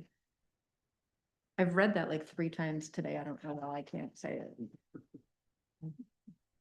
What are you gonna keep doing to get it right? Okay, any questions for Michelle? Seeing none, do we agree the applicant has met this requirement? Show of hands, that's 5-0. David? The requested reduction is reasonably necessary to permit the owner or occupant of the property to use and enjoy the property in essentially the same manner as other similar properties are utilized in the zoning district. Yes, there are many other dwellings with large decks, larger in some cases, which allow the property to be enjoyed and to enjoy the natural shoreline. Pardon me. Also, the building will be elevated according to the new standards that are about to be required. And that's certainly a good positive step to protect the property. Any other questions or comments? Seeing none, do I see, or sorry, Michelle? Nope. Good. Richard? No. Oh, yeah, okay, yeah, I was gonna say, could I see a show of hands that the applicant has met this requirement? 5-0, thank you. Richard? Due to the physical features of the lot and or the location of existing structures on the lot, it would not be practical to construct the proposed expansion, enlargement, or new structure in conformance with the currently applicable yard size requirements. I think the applicant has demonstrated that there's just no other place to put this. They're very close to the shore as it is.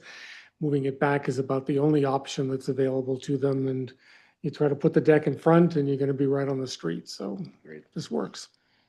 Any questions, comments, Michelle? I think that they did a good job of, talking us through your thought process of why you put it where you did. David? All right, this makes it more conforming by moving it further away toward the road and away from the setback.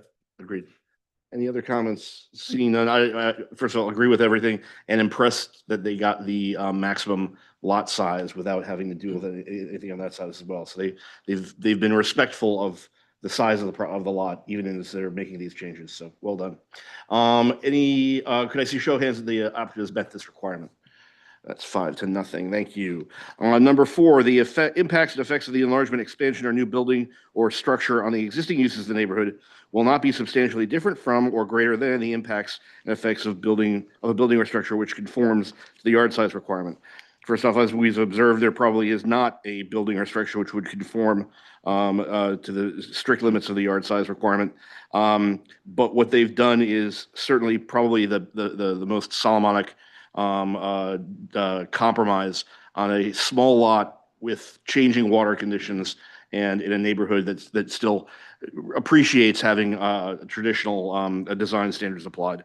So I think they've done an admirable job on this one. Any other questions or comments? Seeing none, show of hands, the applicant has met this requirement. That is unanimous. And this is not an after the fact application. I'll steal the thunder for this one, Michael. Do we agree that it is not an after the fact requirement? 5-0. Thank you. I will entertain a motion at this point to limited direction of yard size appeal number 2778. So moved. David? I'll Second. second it. Thank you, Richard. Call the roll if you would. Peter Freilinger, Yes. Richard Tillman, Yes. David Bork, Yes. Michelle Stevenson. Yes. and John Doherty. Yes. That is approved unanimously. Thank you very much. Thank you. Good luck with the expansion. And just for the record, we will have, Mike, we're gonna have 2 letters signed here. One will be for the shoreland setback and the other one will be for the variance itself. So just be aware. Okay, moving on to 2779. I'm not gonna jinx this and point out that we're doing pretty well on time, but 2779. Gretchen McKeska? McKeska, thank you. I'm sorry. Do the best I can. This is for the property located at 14 Houghton Street. It's a practical difficulty variance. If you could give us a brief introduction and understand the reason for and the nature of the appeal. Great, thank you. Thank you, board. So first I'd like to just do a few introductions. I'm Gretchen McKeska. I'm the owner. And I'm also, which comes in handy on occasion, a professional engineer in the state of Maine. I have my team with me, which is Mark Mueller, the design architect, and also the building Letty Build and Design. And so we have Paul Letty here also today. A little bit of history about the property. It was built in 1931. It was originally built as a summer cottage. It was winterized over the years by both former owners and myself. Bought by McKeskas in 1991. I bought it with my parents who are now deceased. It is zoned as coastal residential. It is not located in the shoreline area. It is not in the flood hazard zone. It's on Houghton Street, which has no storm sewers.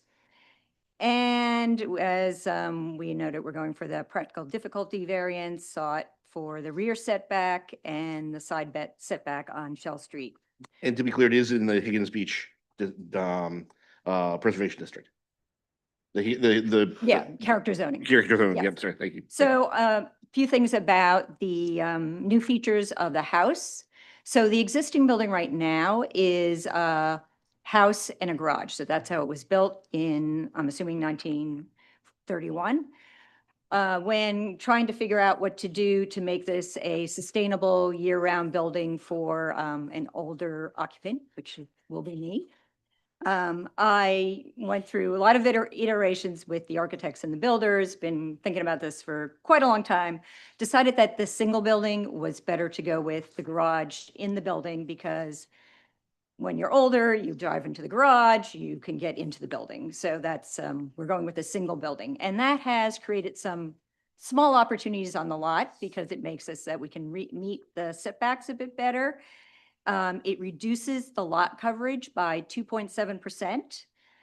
And it makes the grading easier. So right now, having the two buildings, it can be kind of difficult.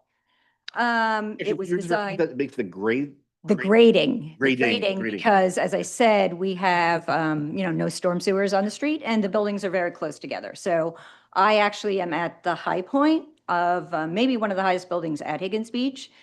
So that is, a luxury for me in the current FEMA maps. I'm good out of the flood zone till 2100. So, but I must admit, when I bought this in 1991, I said, I'm not buying in the flood zone. So thinking ahead, I guess that's what they teach us in engineering school, since I was pretty young at the time.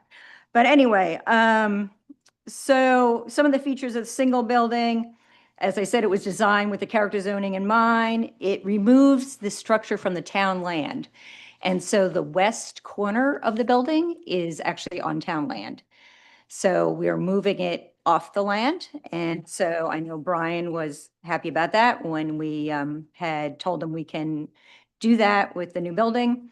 The side setback for 12 Houghton Street, we meet that setback now, and they are getting an additional 4 feet. So that is also good. It's only 2 stories.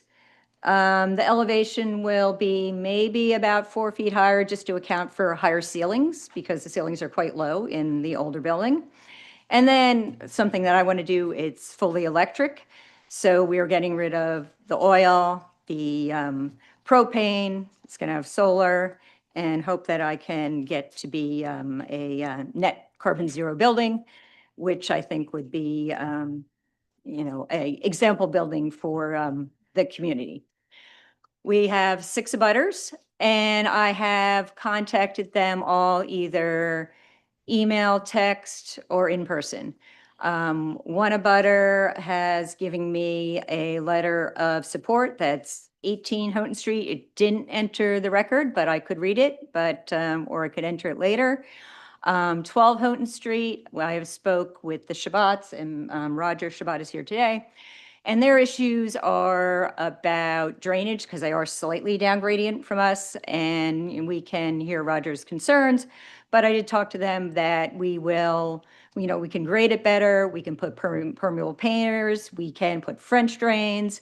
We can even do an infiltration pit where we attract some of the water to a permeable area that you can fill with gravel and then have permeable pavers or grass on the top. I also contacted Doug Howard from DPW to find out best stormwater management practices for new buildings in an area that doesn't have storm sewers. He hasn't returned my call yet, an email, but we'll see what he has for insight. So that's kind of the overview. Yes. Question from the board, yeah. On the drainage issue, Mhm.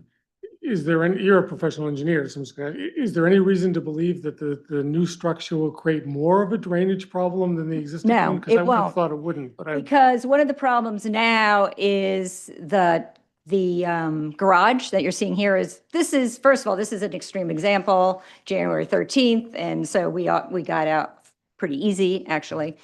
But the garage has sort of sunk over the years. And so that makes it kind of a low point. And when, the water at this elevation will find its way downhill, which could be to 12 Houghton Street or anyone else below us. One of the things that we did do over the years is, this is a pretty small garage, but we put a rain barrel on the back where we then have it by gravity, where we're discharging it to Shell Street. So we did wanted to make sure that the Shabbat land was, as free as possible from the stormwater that might accumulate in just a normal storm. And that's worked pretty well. We put that in about 5-6 years ago now.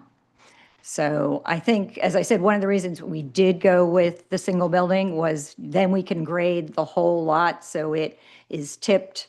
So it's, towards Houghton, towards Shell, and get rid of some of these low spots in the land that's there now. Any other general questions? Yes, did you say you will be connecting to town sewer system? No, it is on the town sewer system. It's on the sanitary sewer system. There's no storm sewer. I see. On this street, on Houghton Street, there's no storm sewer, and on a lot of streets in Higgins Beach, there's no storm sewer. I mean, if you look at the map, you'll see the ones that are kind of closer to the water and pitched didn't get a storm sewer, but like out at Greenwood, which goes basically parallel to the ocean, that one does have a storm sewer. So it'd be great to have a storm sewer. I don't know of any plans on putting any in the area, but maybe sometime in the future. It's on sanitary sewer, has been since 1980, I believe. They put the sanitary sewers in at Higgins Beach. Thank you. Any other question? We've done that one? None? Okay, then we'll have you just read in the record the basis of the appeal. First, the need for the variance is due to a unique circumstance or to the unique circumstances of the property and not to the general conditions of the neighborhood. The variance request is based on this individual property conditions. The buildable area is limited so that a reasonable house size cannot be accomplished when conforming to new zoning, Higgins Beach character zoning in section 16B in chapter 405 zoning ordinance. The unusual conditions of a small lot and the zoning restrictions applicable to the lot render the property unique to the neighborhood. The granting of a variance will not produce an undesirable change in the character of the neighborhood and will not have an unreasonably detrimental effect on the use or fair market value of the budding properties. Granting the variance will result in our project being visually consistent with homes on both Houghton and Shell Streets. The striking new home meets all criteria as per Higgins Beach character-based zoning districts. Granting the variance will add to the neighbors' assessed real estate values. Thank you. The practical difficulty is not the result of actions taken by the applicant or a prior owner. The property has existed in its current state of nonconformance for many decades. It is our opinion that neither the current owners or prior owners have taken any detrimental actions on the property. The need for the variance is due to the zoning ordinance action by the town of Scarborough. No other feasible alternative is available to the applicant except a variance. This is a true statement, as the new buildable area per current zoning will not provide a house of size that would conform with neighborhood or provide enough living space for a modest-sized family.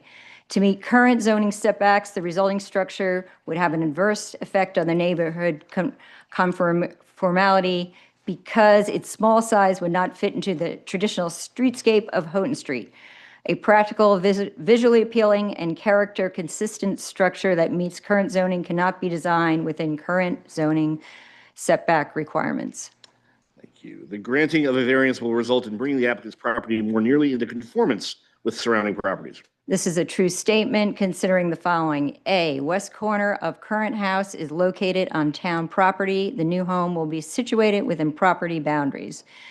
B, the existing home is partially winterized beach cottage. Its utilities lie under the home on the ground and can be susceptible to flooding. There is no backup power and it is largely heated by wood. C, the project will deliver a scaled-down version of some recently completed houses in Higgins Beach. The design recesses the building mass toward the rear of the property, staying consistent with neighborhood streetscape characterized by front porches. The project will strive to be a net zero home, providing an example of modern home efficiency that conforms to all current aspects of zoning. I believe you already answered this, but we'll state it anyway for the record. Number 6, the granting of a variance will not have an unreasonably adverse effect on the natural environment. The project location is not located in a sensitive environmental area. The property is not located in a whole or part within a shoreland area as defined by 38 MRSA section 435. The project location is outside shoreline overlay and is not located within the flood hazard zone based on FEMA flood maps, June 20th, 2024, considering present and future conditions. And lastly, the strict application of the dimensional standards of the ordinance of the property for which a variance is sought would both preclude a use of the property which is permitted in the zone in which it is located and would also result in significant economic injury to the applicants. The proposal maintains existing residential use of the property. The small 50 by 61 1-foot building lot has resulted in an unusual circumstance where rebuilding under current zoning will result in an unusable structure.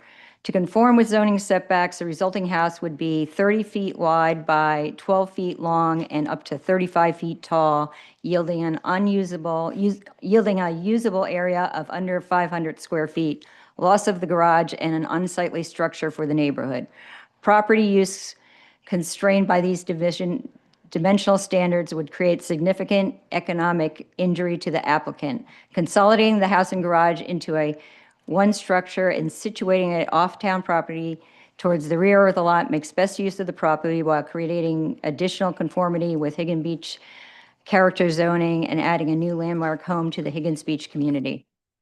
Thank you. I will, any other general questions? Seeing none, I will open it up for public comment. If anyone would like, there you go.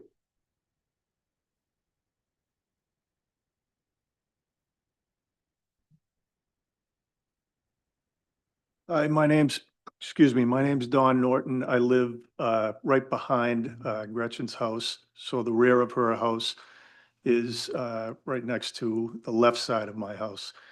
My only concern with this is just I know it's very close to the property line right now, and it's gonna bump back a little bit. And my main concern is making sure that the current property line is observed so that there aren't any issues down the line. It's a beautiful design, and I think that Higgins Beach is going to be nicer because of it. I just want to make sure at the start of this that we're clear that, you know, my property is much smaller, and at some point I'd like to do some work on mine to go up on it. I'm not ready to do that yet, but I just want to make sure that the property line in question is observed. So Gotcha. Thank you. it's my only concern. Any questions on that one? Nope. And Brian, that will be part of the building up permitting process, I'm presuming. Yeah, once the permit's issued, the actual foundation will need to be staked by a land surveyor to make sure that it meets those setbacks as approved on the plan. So, yeah, we'll be very careful to observe that. And I know that there are some, the arborvitaes are going to be coming out. I know that as those come out, there may be some disturbance to the driveway. Maybe not, we'll see. But you know, overall, I think that, you know, it's going to be a beautiful house. Those are my concerns though. So I figured this is all new to me, so I just wanted to make an appearance and just be above board. Appreciate it. Note your comments on the record, definitely. And it does sound like you've got a good relationship with your neighbor, and we'll rely both on that, but also the permitting process and the rest to make sure that it goes smoothly. Yeah, Thank you very much. Very good. Thank you. Any other public comments? Yes, sir.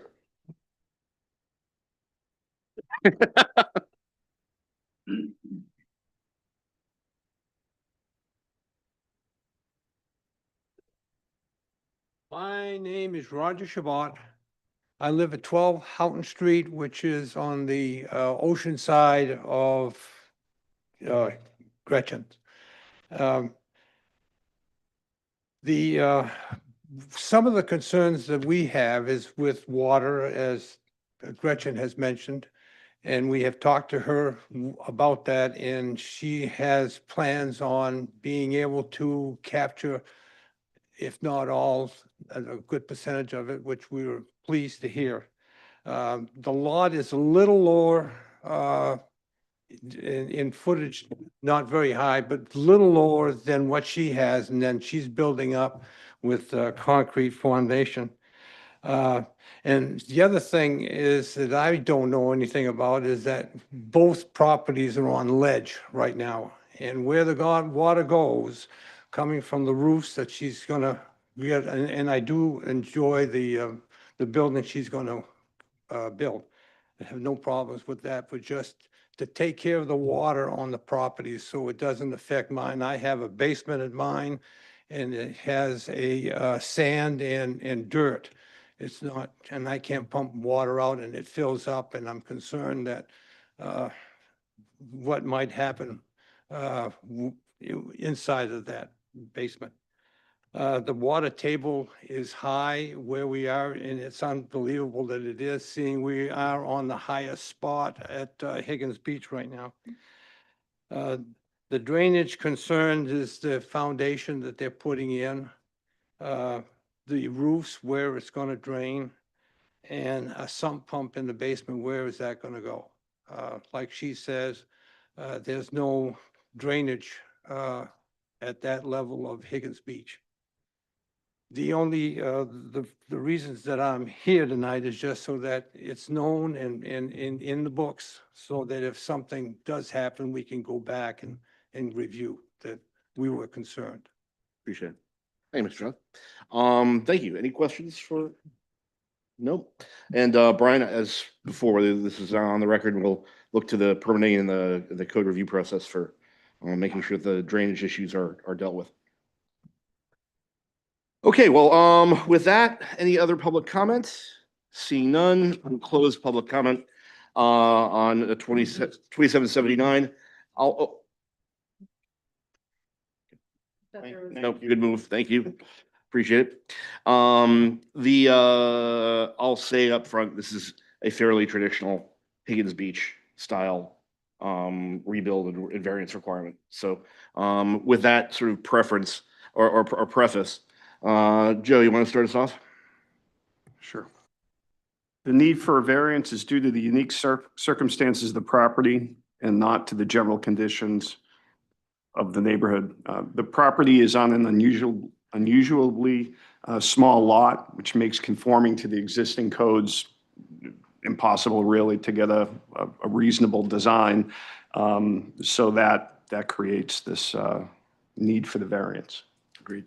I would say that I always worry about this one when we look at both Pine Point, Black Point, and Higgins Beach variances. Every lot in those areas are non-conforming for all intents and purposes. So, while yes, it is a unique circumstance of this property, I will take it upon myself, as always, to go back to Autumn as we look at general standards for the highly dense regions of the town and think about how we've written the lot size requirements and whether we can make this more usable going forward. But totally agree with Joe on this one. So anything else on this? Seeing none, a show of hands that this has been met by the applicant. Good. Michael. The granting of a variance will not produce an undesirable change in the character of the neighborhood and will not have an unreasonably detrimental effect on either the use or fair market value of abutting properties. The applicant has demonstrated that the proposed changes will make the home more consistent with the character of the neighboring properties and will meet the criteria required by the Higgins Beach character based on the zoning district. I'll also note that our both public comments, while raising valid concerns, also appreciated the look and feel of the house. So I think we've gotten public validation of this one as well. Any other questions on number 2? Seeing none, do we agree that the applicant has met the requirements of this? Show of hands, please. That's unanimous. Number 3, the practical difficulty is not a result of action taken by the applicant or prior owner. No, this building has been in existence for many decades and is one of the standard issues that we find in Higgins Beach. So no issue on this one. Any questions? Seeing none, do we agree that the applicant has met this requirement? We do. 5-0. Richard. And no other feasible alternative is available to the applicant except a variance. I think the applicant's done a pretty good job going through all of the possible options that are available to it to develop the house on the property, and it's just what you got. And this is the best we're gonna do, so I think that the standard has been met. There is no feasible alternative. Do we agree that the applicant has met this requirement? Show of hands, please. 5-0. Thank you. David. The granting of the variance will result in bringing the applicant's property more into compliance with surrounding properties. This is true. The property structure will no longer encroach onto the Shell Street right of way. and will result in a visually consistent with more, excuse me, with nearby dwellings in conformance with the standards of Higgins's Beach. Any other discussion? Seeing none, show of hands that the applicant has met this requirement. 5-0, thank you. Michelle? The granting of a variance will not have unreasonably adverse effects on the natural environment. So, maybe, I mean, it sounds like the concerns brought up are, more runoff with more roof. But it also does sound like the applicant is going to make the efforts to mitigate that to the neighbors and, try to figure out a way to not have the natural environment impacted too much. So, while it's not a sensitive area, I think it's been met. I think that's been too, and I'm pleased to see the applicant wearing her engineer hat. Think carefully about the mitigation actions that might be required to minimize any impact on that. And as she pointed out, it's on a street without a storm sewer, so there is going to be there is a runoff issue no matter what for each property on the street. So, do we agree that? The other thing I would note too is, there's one picture in there with the utilities underneath that building. And that just, I mean, anything you do to get rid of that stuff, I mean, if anything's gonna have a problem with the natural environment, it's gonna be that during some flood issue or something, so. Yes. And getting rid of that is a very positive step. Yeah, seeing that oil tank in that little nook there was agreed. Okay, do we agree that the applicant has met this requirement? Show of hands, please. We have that. Back down to you, Joe. The property is not located in whole or in part within the shoreland area as defined in 38 MRSA 435, or flood hazard zone is defined in the Town of Scarborough Floodplain Management Ordinance. The applicants demonstrated that the property is not in the shoreland overlay or the flood hazard area, and I think Brian's confirmed that. Agreed. Do you agree the applicant has met this requirements? 5-0, thank you. And Michael, take us home. So the strict application of the dimensional standards of the ordinance to the property for which a variance is sought would both preclude a use of the property which is permitted in the zone in which it is located, and also would result in significant economic injury to the applicant.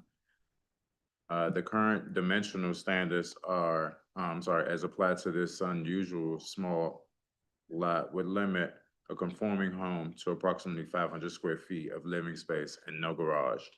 The proposed structure consolidates the existing use of the property into a more conforming dwelling that is more visually consistent with the surrounding neighborhood itself.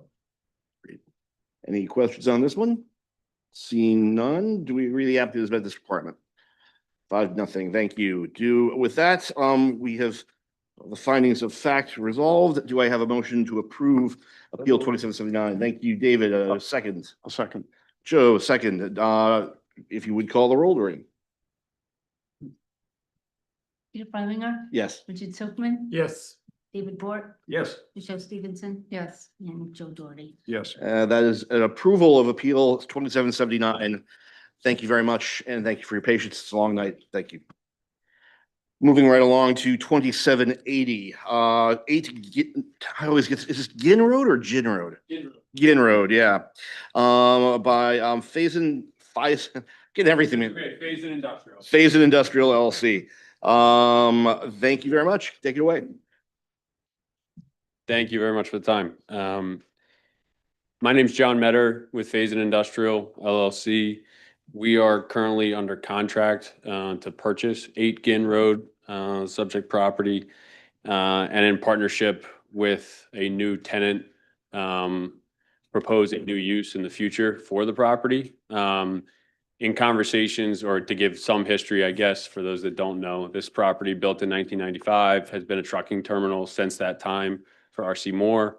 And we are purchasing it with the intent of putting a permitted use inside of the building in partnership with a new tenant.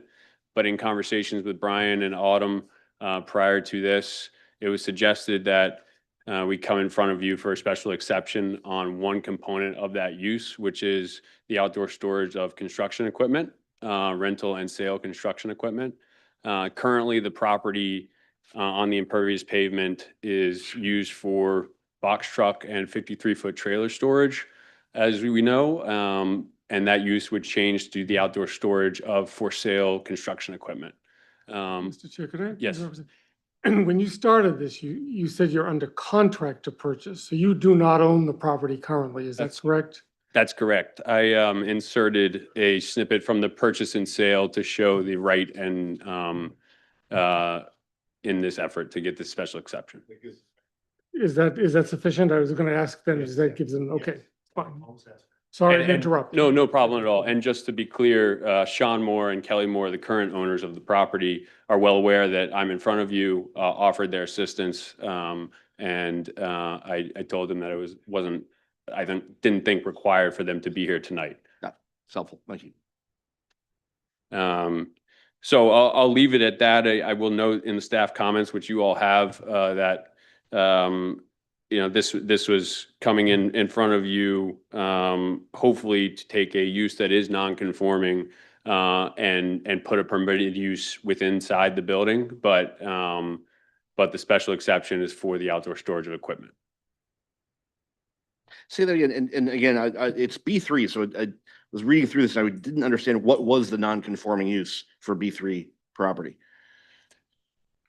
Well, the non-conforming use, I don't think a trucking terminal is considered a conforming use any longer within B3.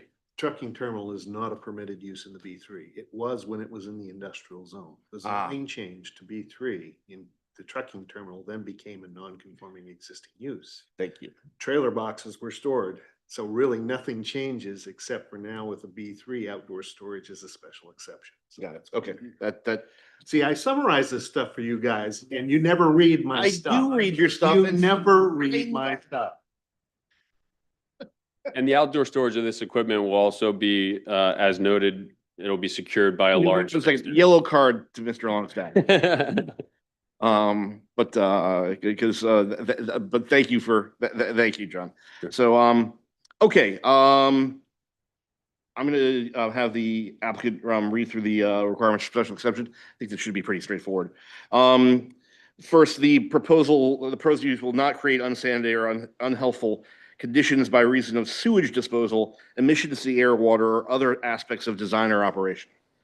The proposed use permitted under general business B3 is for the sale, rental, storage, warehousing, maintenance, and repair of construction-related equipment, includes the outdoor storage of said equipment. This outdoor storage of for sale equipment versus the current trailer storage on site is the reasoning for our application. All sewage, air, and water-related emissions will remain as they are at the property. B, the proposed use will not create unsafe vehicular or pedestrian traffic conditions when adding to existing and foreseeable traffic in the vicinity. The proposed use will not materially impact the traffic conditions, and if anything, may lessen the amount of large 53-foot trailers accessing the site again, as the future tenant is not a logistics 3PL trucking company. The proposed use will not create public safety problems, which would be substantially different from those created by existing uses in the neighborhood or require a substantially greater degree of municipal fire or police protection than existing uses in the neighborhood. The proposed use for showroom, office, retail sales within the current interior office space, which does not substantially change any of the aforementioned public safety needs. The outdoor storage of equipment for which this application is being submitted will be secured by a to-be-installed gated entrance as shown on the associated plan for the application, which will be an improvement in this regard.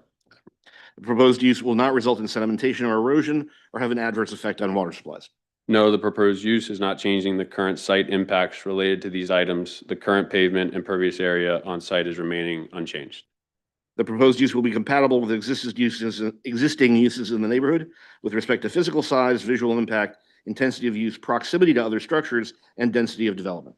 Yes, we're proposing a change from a non-conforming use to a permitted use with a special exception if approved for the outdoor storage of the equipment, making the property both more aesthetically pleasing from our perspective, from a frontage perspective, and closer to the underlying goals for the B3 zoning. Structure on site is not being altered and the impact within the neighborhood is not being significantly changed in our mind as a result. If located on a shoreline zone, this is not a shoreline zone. Correct. The applicant has sufficient right, title, or interest in the site of the proposed use to be able to carry out the proposed use. Yes, as mentioned, please see the the purchase and sale excerpt included within the application for proof of sufficient right, title, and interest. And you said the Moores, were prepared to come tonight. That's correct. Sean texted me last night and I said I didn't think he needed to be here. Great. The applicant has the technical and financial ability to meet the standards of this section and to comply with any conditions imposed by the Board of Appeals pursuant to subsection 5 of this section. Yes. The proposed use will be compatible. Actually, are you moving this from an existing location to Scarborough, or is this a new location in addition to an existing location? It's a consolidation of divisions for this user that are not currently in Scarborough. They're in neighboring towns that will be relocating to Scarborough. Great, tax revenue. The proposed use will be compatible with existing uses in the neighborhood with respect to the generation of noise and hours of operation. Yes, given the hourly nature of the operation, which is more in line with customary retail office businesses in the area than the current 3PL use, we believe these elements will be improved, if not remain the same. Great. Just a question, Brian, do you know why this zone was changed from industrial to general business? I do not. I mean, oftentimes you will change a zone to prevent a use.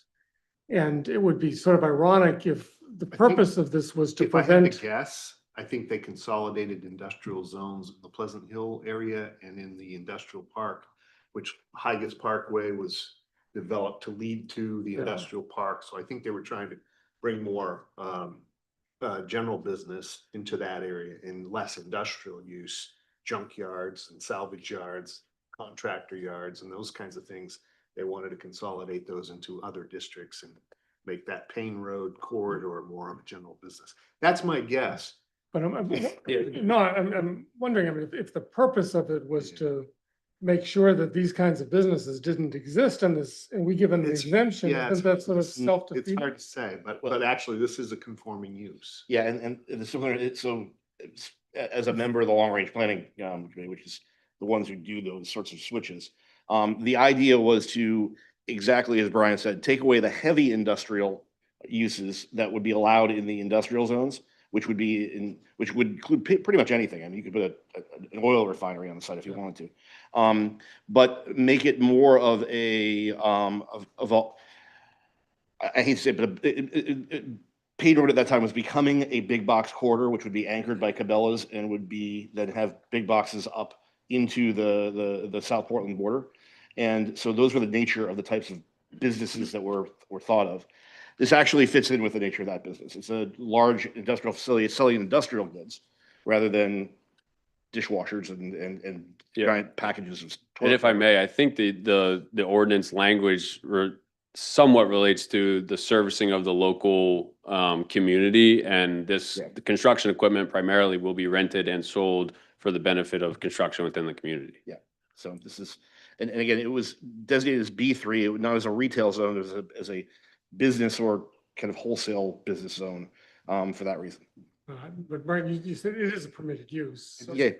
Okay. Yeah, the only thing that isn't is the outdoor storage, even though that really doesn't change. Yeah. We just felt that this was a better way to wrap a bow around it and say this is all blessed by the town to continue basically as it is, except it's now fenced in and it's construction equipment instead of box trailers. I will say too, that the Long Range Planning Committee is, at the direction of council, has taken up an examination of the B3 zones, the light industrial zone on the other side of the turnpike there as basically as a project, because it's recognized that there's not a whole lot of logic to how we decided to do an LI versus a B3 versus a B2 zone in that area. But in all the conversations we've had, the proposed use of the property would be one of the things that we would expect to have. So hopefully that's helpful. With that, any other general questions? Do we have any public comment? Seeing none, we close public comment. Thanks very much, and we'll go through and deliberate. Joe, you want to start with A? The proposed use will not create unsanitary or unhealthful conditions by reason of sewage disposal, emissions to the air or water, or other aspects of its design or operation. The The proposed special exception will not impact any existing sewage disposal or emissions on the property. It's just for storage, outdoor storage of construction equipment. Agreed. Appellant has met the requirements of this item. By show of hands, unanimous. Michael, B.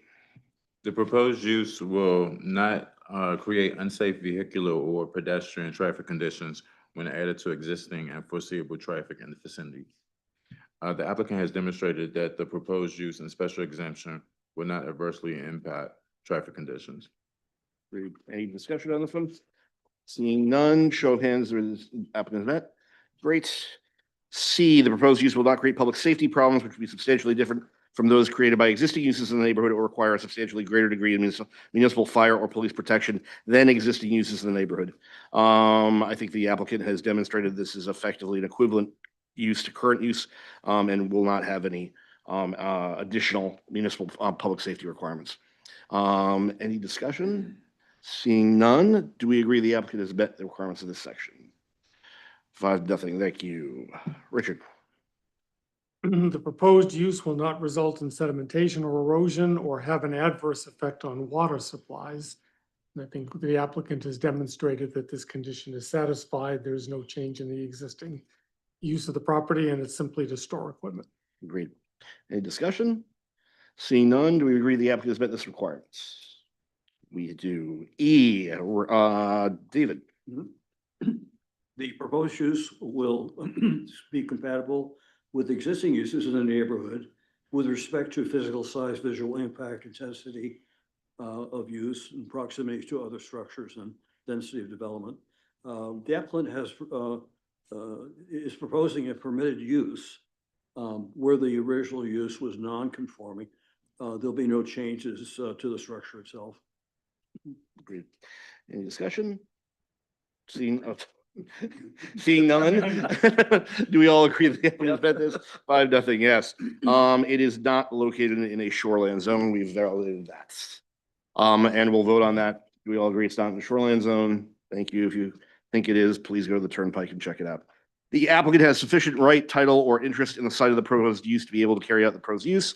Very helpful to include the PSA. Thank you very much. And the verbal discussion with the Moores. I think this has been met. Any discussion? All in favor? 5-0. Michelle, do you want to take H? The applicant has the technical and financial ability to meet the standards of this section and comply with any conditions imposed by the board and pursuant to subsection 5 of this section. Yes, and I don't see any proposals of any conditions imposed. Agreed. I would just remark to the applicant that we do appreciate a little bit more support than just yes as an answer to this one, but we've heard it from you separately, but on the actual application, we'd appreciate that. No worries. Do we agree that we've received evidence to that effect though? Yes. 5-0, yes. Richard, you get the last one. Proposed use will be compatible with existing uses in the neighborhoods with respect to the generation of noise and hours of operation. The applicant has demonstrated that the proposed use will have limited hours of operation and won't impact the neighborhood, won't create any adverse noise impacts on the neighborhood. So I think the condition has been met. Agreed. Any other comments or questions on this one? Show of hands that this is met. That's 5-0. And therefore, I will ask for motion to approve Appeal 2780, the special exception permit application for 8 Ginn Road. So moved. Thank I you, will David. second that. Thank you, Michelle. Doreen, if you call the roll. Peter Freilinger. Yes. Richard Zuckman. Yes. David Bork. Yes. Michelle Stevenson. Yes. And Joe Dorgan. Yes. The appeal is passed. Thank you very much. Last, and thank you for the patience. Exactly. Never least. Limited direction of yard size appeal number 2781 for 59 Ocean Ave in the Higgins Beach in the R4 district. And this is in the Higgins Beach. It's in the R4, it's not the character. It's not the character. Thank you very much. Okay. That's why I was asking. Go ahead, if we could. Good evening. Yes, last but not least, thank you guys very much for running a really efficient meeting. Yeah, I'm here on behalf of our clients, Kathy and Ben Osborne. They are in Michigan right now. They are new owners to this house at 59 Ocean, and they want to do a addition out back that doesn't need any variance or anything. They have an existing garage that we want to, it has a 3-foot knee wall, and the stairway goes up to it from the inside. It already exists. We want to give that a full height so that we can access our addition in the back. And the garage was built prior to 1991, and it is 10 feet off the property line. And of course, the new zoning requires 15 feet. So I'm looking for a limited yard reduction of 5 feet, so that we can put that a more attractive full second floor height to match with our addition in the back. That will be a full second floor height. And that gives them the access to this will be their master bedroom.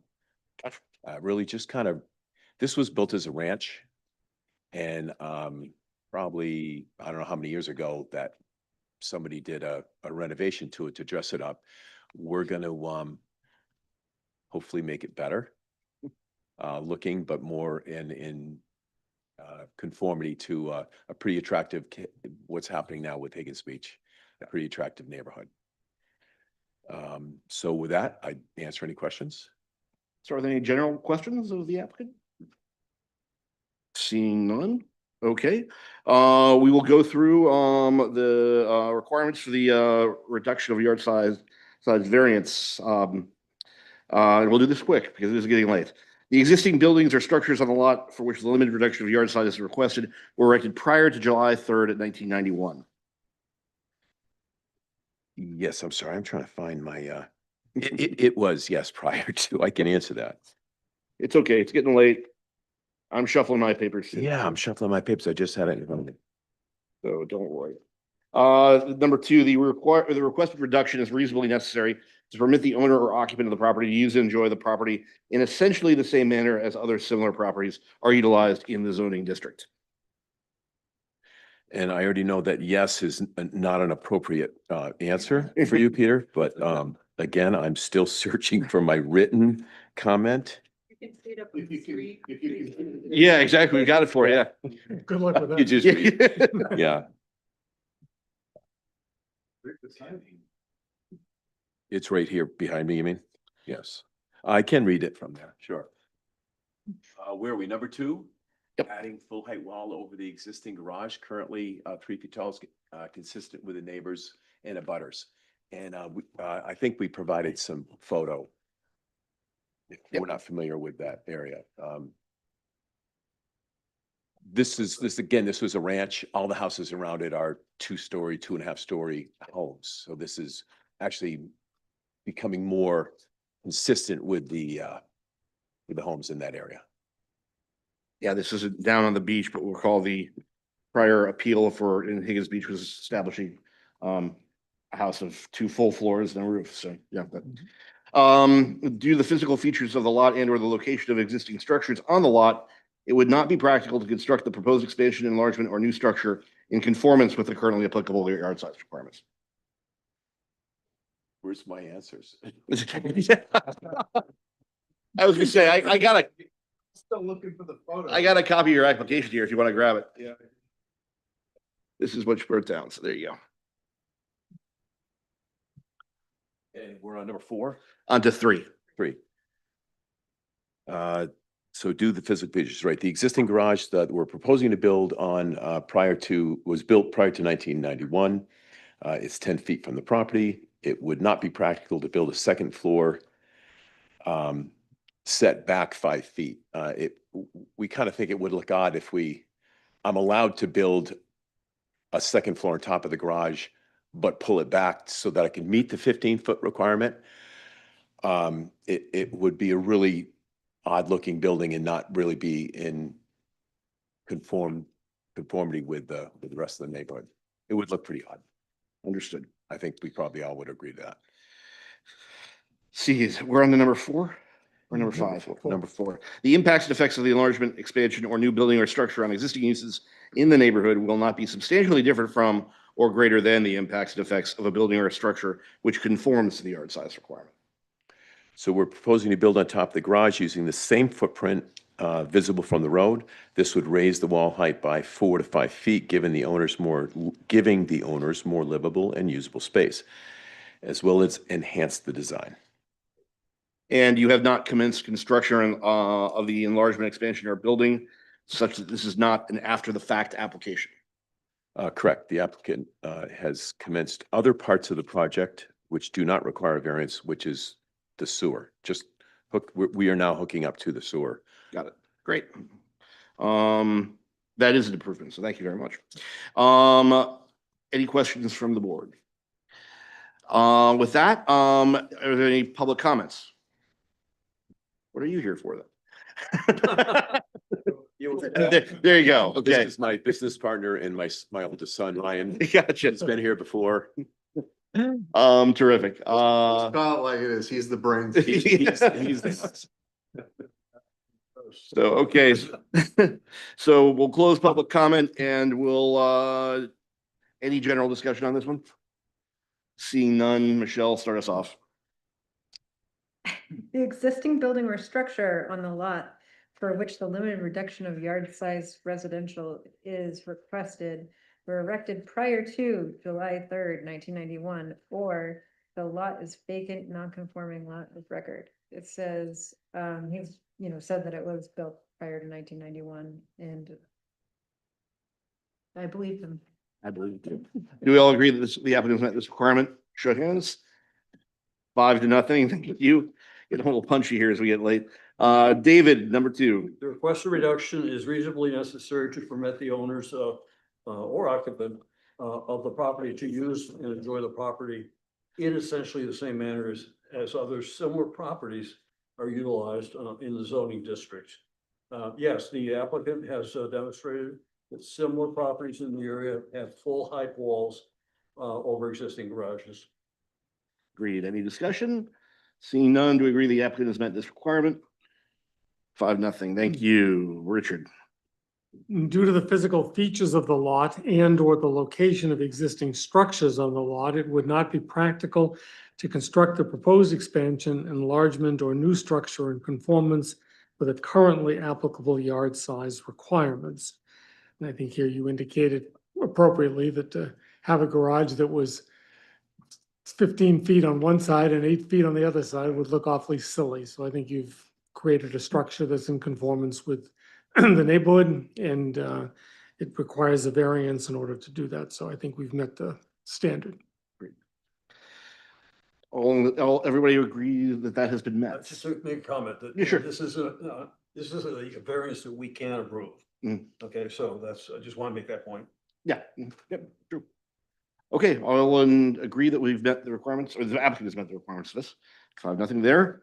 The impacts and effects of the enlargement, expansion, or new building or structure on existing uses in the neighborhood will not be substantially different from or greater than the impacts and effects of a building or structure which conforms to the yard size requirement. I believe the applicant has demonstrated this, and I think it's important to note that the property is now being connected to the sanitary district, which is a pretty significant enhancement for the Higgins Beach area to take them off of septic and putting them onto the sewer. So that shouldn't be ignored in terms of viewing this favorably.